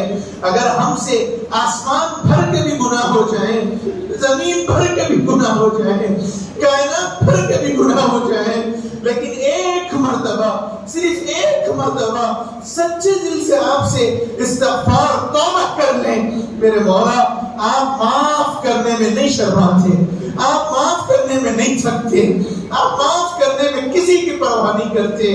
میرے مولا، میرے مولا، میرے اللہ، آپ کو آپ کی عزت کا واسطہ، آپ کو آپ کے رحمان کا واسطہ، آپ کو آپ کی رحیمیت کا واسطہ، آپ کو آپ کی شرافت کا واسطہ، آپ کو آپ کے خالق ہونے کا واسطہ، آپ کو آپ کے مالک ہونے کا واسطہ. اے میرے اللہ، اے میرے اللہ، ہم آپ کے بندے ہیں، آپ کے بندے ہیں، آپ کے حبیب کے امتی ہیں.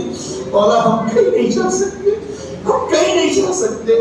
ہمارے علاوہ، آپ کے علاوہ ہمارا کوئی نہیں ہے، ہمارا کوئی نہیں ہے. ہم آپ کو چھوڑ کے کہیں نہیں جا سکتے. میرے مولا، دوسروں کا تو اور بہت درد ہے، وہ کہیں اور جا کے مانگ سکتے ہیں، وہ کہیں اور جا کے اپنی ضرورتیں پوری کر لے سکتے ہیں. میرے اللہ، ہمارا تو آپ کے علاوہ کوئی نہیں ہے، ہمارا آپ کے علاوہ کوئی نہیں ہے. ہم آپ کو چھوڑ کے کہیں نہیں جا سکتے.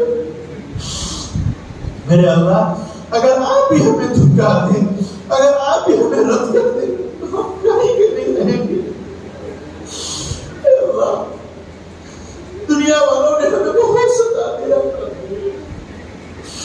ظالموں نے اپنے ظلم کی وجہ سے ہمیں برباد کرنے کی ٹھان لی ہے، ہمیں پریشان کرنے کی کوشش کی ہے.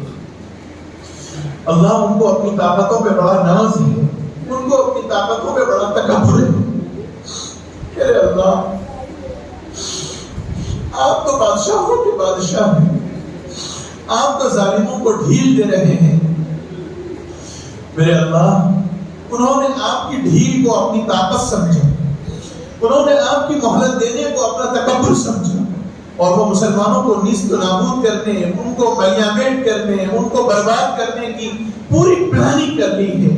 میرے مولا، یہ مسلمان بندے آج آپ کے سامنے اپنی مغفرت کی بھیک مانگتے ہوئے حاضر ہیں، اعترافی مجرم بن کے حاضر ہیں. اللہ، آج آپ معافی کا اعلان کر دیجئے، آج آپ معافی کا اعلان کر دیجئے، آج آپ معافی کا اعلان کر دیجئے. اللہ معاف کر دیجئے، اللہ معاف کر دیجئے، اللہ معاف کر دیجئے. میرے اللہ، معاف کر دیجئے، اللہ معاف کر دیجئے، معاف کر دیجئے. میرے اللہ، پورا معاف کر دیجئے. آج آپ معاف کر دیجئے، آپ معاف کر دیجئے. اللہ، کر دیجئے، اللہ معاف کر دیجئے. آپ نہیں کرنا چاہتے مولا، پھر بھی کر دیجئے. اللہ، ہم کہاں جائیں گے؟ ہمارا آپ کے علاوہ کوئی نہیں ہے، آپ کے حبیب کے امتی ہیں. اپنے حبیب کا خیال رکھ لیجئے. اللہ، اللہ، اتنے بڑے مجمع میں ایک بندہ تو ایسا ہوگا جس کی آمین پہ آپ کو ناز آتا ہوگا، جس کے مانگنے پہ آپ کو پیار آتا ہوگا. اللہ، اس کے مانگنے کی عزت کا واسطہ، اس کے معافی مانگنے کا واسطہ، اس کی آنکھوں سے نکلے ہوئے آنسوؤں کا واسطہ، اللہ معاف کر دیجئے. اللہ، ہم بہت پریشان ہیں، مالک ہماری پریشانیوں کو دور کر دیجئے. اللہ، ہم آپ کی آزمائشوں کو نہیں سمجھ پا رہے ہیں، ہم آپ کی آزمائشوں کو، آپ کے امتحانوں کو نہیں سمجھ پا رہے ہیں. اللہ، اللہ، اللہ، ہمارے اندر اتنی طاقت نہیں ہے، ہمارے اندر اتنی طاقت نہیں ہے، ہم آپ کی آزمائش کو نہیں سہ سکتے، ہم آپ کی آزمائش کو برداشت نہیں کر سکتے. اللہ، ہمارا ایمان کمزور ہے، ہم بڑے ناتواں ہیں، ہم بڑے کمزور ہیں. اللہ، اللہ، اس آزمائش کو ختم کر دیجئے، اس آزمائش کو ختم کر دیجئے، اس آزمائش کو ختم کر دیجئے. اللہ، رمضان کی برکتوں سے ہمیں مالا مال فرما دیجئے. اللہ، رمضان کی برکتوں سے ہمیں محروم مت فرمائیے. اللہ، رمضان میں مسجدوں کو آباد کر دیجئے، تراویحوں کا اہتمام کرنے کی توفیق نصیب کر دیجئے. اللہ، آسانی کے ساتھ روزے رکھنے کی توفیق نصیب فرمائیے. اللہ، ہم میں جو بیمار ہیں مولا، ان سب کو شفائے کاملہ عاجلہ دائمہ مستمرہ نصیب فرما. اے اللہ، ہم بہت پریشان ہیں اپنے بھائیوں کی وجہ سے، اپنی بہنوں کی وجہ سے، اپنی بیویوں کی وجہ سے، اپنے ماں باپ کی وجہ سے، اپنی اولاد کی وجہ سے، اپنے کاروبار کی وجہ سے، اپنی ملازمت کی وجہ سے، اپنے دنیاوی جھمیلوں اور مصارف کی وجہ سے. اے اللہ، ہماری ان ساری پریشانیوں کو دور کر دیجئے، ساری پریشانیوں کو دور کر دیجئے. اللہ، اللہ، آپ مالک الملک ہیں، آپ سے کوئی پوچھنے والا نہیں ہے، آپ سے کوئی پوچھنے والا نہیں ہے. مولا، ہمارے اندر طاقت نہیں ہے اللہ، ہمارے اندر طاقت نہیں ہے اللہ، سہنے کی طاقت نہیں ہے اللہ. اللہ تو رحم کر دے، اللہ تو رحم کر دے، اللہ تو رحم کر دے، اللہ تو رحم کر دے، رحم کر دے میرے اللہ، رحم کر دے میرے اللہ، اللہ رحم کر دے میرے اللہ، اللہ اللہ اللہ آج رحم کا فیصلہ کر دیجئے، آج رحم کا فیصلہ کر دیجئے اللہ، جو پریشان حال ہیں ساروں کی پریشانیوں کو دور کر دیجئے، ہماری جو بہنیں بیٹیاں بن بیاہیاں بیٹھی ہوئی ہیں، شادی کی عمریں ہو چکی ہیں، ان کے رشتے نہیں ہو پا رہے، اللہ ان کے رشتے مقدر فرما دیجئے، ماں باپ کی آنکھوں کو ٹھنڈا کر دیجئے، اللہ ان کے بوجھ کو ہلکا کر دیجئے، وہ اپنی بیٹیوں کی وجہ سے کتنے پریشان ہیں، تیرے سامنے بھیک مانگ رہے ہیں، اللہ جہیز دینے کو ان کے پاس کچھ نہیں ہے، ان کی بیٹیوں کے رشتے نہیں ہو پا رہے ہیں، خون کے خون رو رہے ہیں، اللہ ان کے دل ٹوٹ رہے ہیں، اللہ نیک رشتے مقدر کر دیجئے، نیک رشتے مقدر کر دیجئے، اللہ ہماری بہنیں بیٹیاں اپنے سسرال میں پریشان ہیں، اللہ ان کی پریشانیوں کو دور کر دیجئے، ان کی پریشانیوں کو دور کر دیجئے، اے اللہ ہم میں جن جن لوگوں نے اپنے بیماروں کے واسطے، اپنے متعلقین کے واسطے، اپنے واسطے، پریشانیوں کے واسطے دعاؤں کی درخواست کی ہے، مولا کتنے فون آئے، کتنے درخواستیں آئیں دعاؤں میں یاد رکھنے کے واسطے، اللہ اللہ ہماری دعاؤں کو ان سب کے حق میں وسیلہ بنا کے ان کے جائز تمناؤں کو پوری کر دیجیے، اللہ انہوں نے امیدیں لگا کے دعائیں کو درخواست کی ہے، غالب رحم کر دے اللہ، اے اللہ انہوں نے امید لگا کر اس عاجز اور گنہگار سے، مولا میرے حال تیرے سامنے ہر چیز سے تو واقف ہے میرے اللہ، انہوں نے ایک امید لگا کر اس سے دعاؤں کی درخواست کی ہے، مالک مجھے تو کچھ نہیں آتا، لیکن اس مجمع میں ایک بندہ ایسا ہوگا جس کے مانگنے کو تجھے پیار آتا ہوگا، اللہ اس کے مانگنے کو وسیلہ بنا کر ان سب کے جائز تمناؤں کو پورا کر دے، اللہ ہم میں جو مرحوم ہیں ان کی مغفرت فرما دے، ان کے درجات کو بلند فرما دے، خصوصیت کے ساتھ ہمارے والدین جو اس دنیا سے چلے گئے، دونوں چلے گئے یا دونوں میں سے کوئی ایک چلے گئے، اے اللہ ان کی قبروں کو نور سے بھر دیجیے، ہمیں صدمہ ہو گیا مولا وہ ہمیں چھوڑ کر چلے گئے، کل تک ہم جن کی دعاؤں کے سہارے جیتے تھے اللہ آج ہم ان دعاؤں سے محروم ہو گئے، لیکن میرے مولا ہم تیری تقدیر پہ راضی ہیں، ہم تیرے فیصلوں پہ راضی ہیں، میرے اللہ ہمارے ماں باپ کی قبروں کو نور سے بھر کے ہماری آنکھیں ٹھنڈی فرما دے، ہمارے بھائی جو دنیا سے چلے گئے اللہ ان کی قبروں کو نور سے بھر دے، ہمیں صبر جمیل کی توفیق نصیب فرما، اے اللہ ہم میں سے کتنے لوگ اپنے حالات کی وجہ سے پریشان ہیں، قرض کی وجہ سے پریشان ہیں، اللہ ان سب کے قرض کے اسباب پیدا فرما، ادائیگی قرض کے اسباب پیدا فرما، اے اللہ مساجد کی، خانقاہوں کی، مدارس کی، دینی کام کی حفاظت فرما، اے اللہ جہاں جہاں دین کا کام ہو رہا ہے مولا سب پہ مدد فرما، نصرت فرما، دعوت کے کام کی حفاظت فرما، خانقاہوں کی حفاظت فرما، مدارس کی حفاظت فرما، مساجد کی حفاظت فرما، اے اللہ دین کی جس نسبت سے کام ہو رہا ہے مولا سب کی حفاظت فرما، غیب سے آپ کافی ہو جائیے، اے اللہ ہم میں آپسی اختلاف کو ختم فرما، رحمتوں اور برکتوں کا معاملہ فرما، اے اللہ اپنے کرم سے رحمت کا معاملہ فرما، گرمی کی شدت سے ہماری حفاظت فرما، اے اللہ گرمی کی شدت جہنم کے سانس لینے کی وجہ سے ہے، اللہ ہمارے حال پر رحم فرما، کرم فرما، عافیت کا معاملہ فرما، چین و سکون کا معاملہ فرما، اے اللہ اپنے کرم سے ہم نے جو مانگا ہے وہ بھی عطا فرما، مانگنے سے جو رہ گیا مانگنا چاہیے تھا نہیں مانگ سکے، اے اللہ اپنے خاص کرم سے عطا فرما، اے اللہ جتنے لوگ یہاں موجود ہیں حاضرین سب کے جائز تمناؤں کو پورا فرما، جو کسی وجہ سے نہیں آ سکے، آنا چاہ رہے تھے اے اللہ ان کے بھی جائز مقاصد کو پورا فرما. اے اللہ ظالموں کے ظلم سے ہماری حفاظت فرما, ظالموں کے شر سے ہماری حفاظت فرما. یا اللہ ظالموں کے لیے آپ ہی کافی ہو جائیے. اے اللہ ظالموں کے ظلم کو انہی کے اوپر لوٹا دیجیے. اے اللہ جنہوں نے اسلام اور مسلمانوں کے خلاف پلاننگ کی ہے, اللہ ان کی پلاننگ کو انہی کے خلاف لوٹا دیجیے. اے اللہ ہمارے ملک میں امن امان قائم فرما, ہمارے ملک کی حفاظت فرما, ہمارے ملک میں بھائی چارہ نصیب فرما. اے اللہ جو باطل طاقتیں ہمارے ملک کے امن و امان کو توڑنا چاہتی ہیں, اللہ ان سب کو غارت فرما, ان سب کو غارت فرما. اے اللہ ہمارے ملک میں ہمارے ملک کی ہمارے وطن کی حفاظت فرما. اے اللہ ہم میں آپسی محبت مودت قائم فرما, امن و امان کے فیصلے فرما, امن و امان کے فیصلے فرما, ہر قسم کی راحت, ہر قسم کے برکت نصیب فرما. اے اللہ ہر قسم کی برکتوں سے ہم کو مالا مال فرما. اے اللہ ہماری ساری دعاؤں کو قبول فرما. اے اللہ وہ ساری چیزیں جو ہمیں مانگنا چاہیے تھا نہیں مانگ سکے, مولا اپنے خاص کرم سے عطا فرما. ہماری دعاؤں کو اپنے فضل و کرم سے قبول فرما. ربنا تقبل منا انك انت السميع العليم وتب علينا انك انت التواب الرحيم واغفر لنا ولوالدينا ولمشايخنا ولعلمائنا ولاساتذتنا ولجميع المسلمين الاحياء منهم والميتين. وصلى الله وسلم وبارك على نبينا محمد وعلى آله وصحبه أجمعين. سبحان ربك رب العزة عما يصفون وسلام على المرسلين.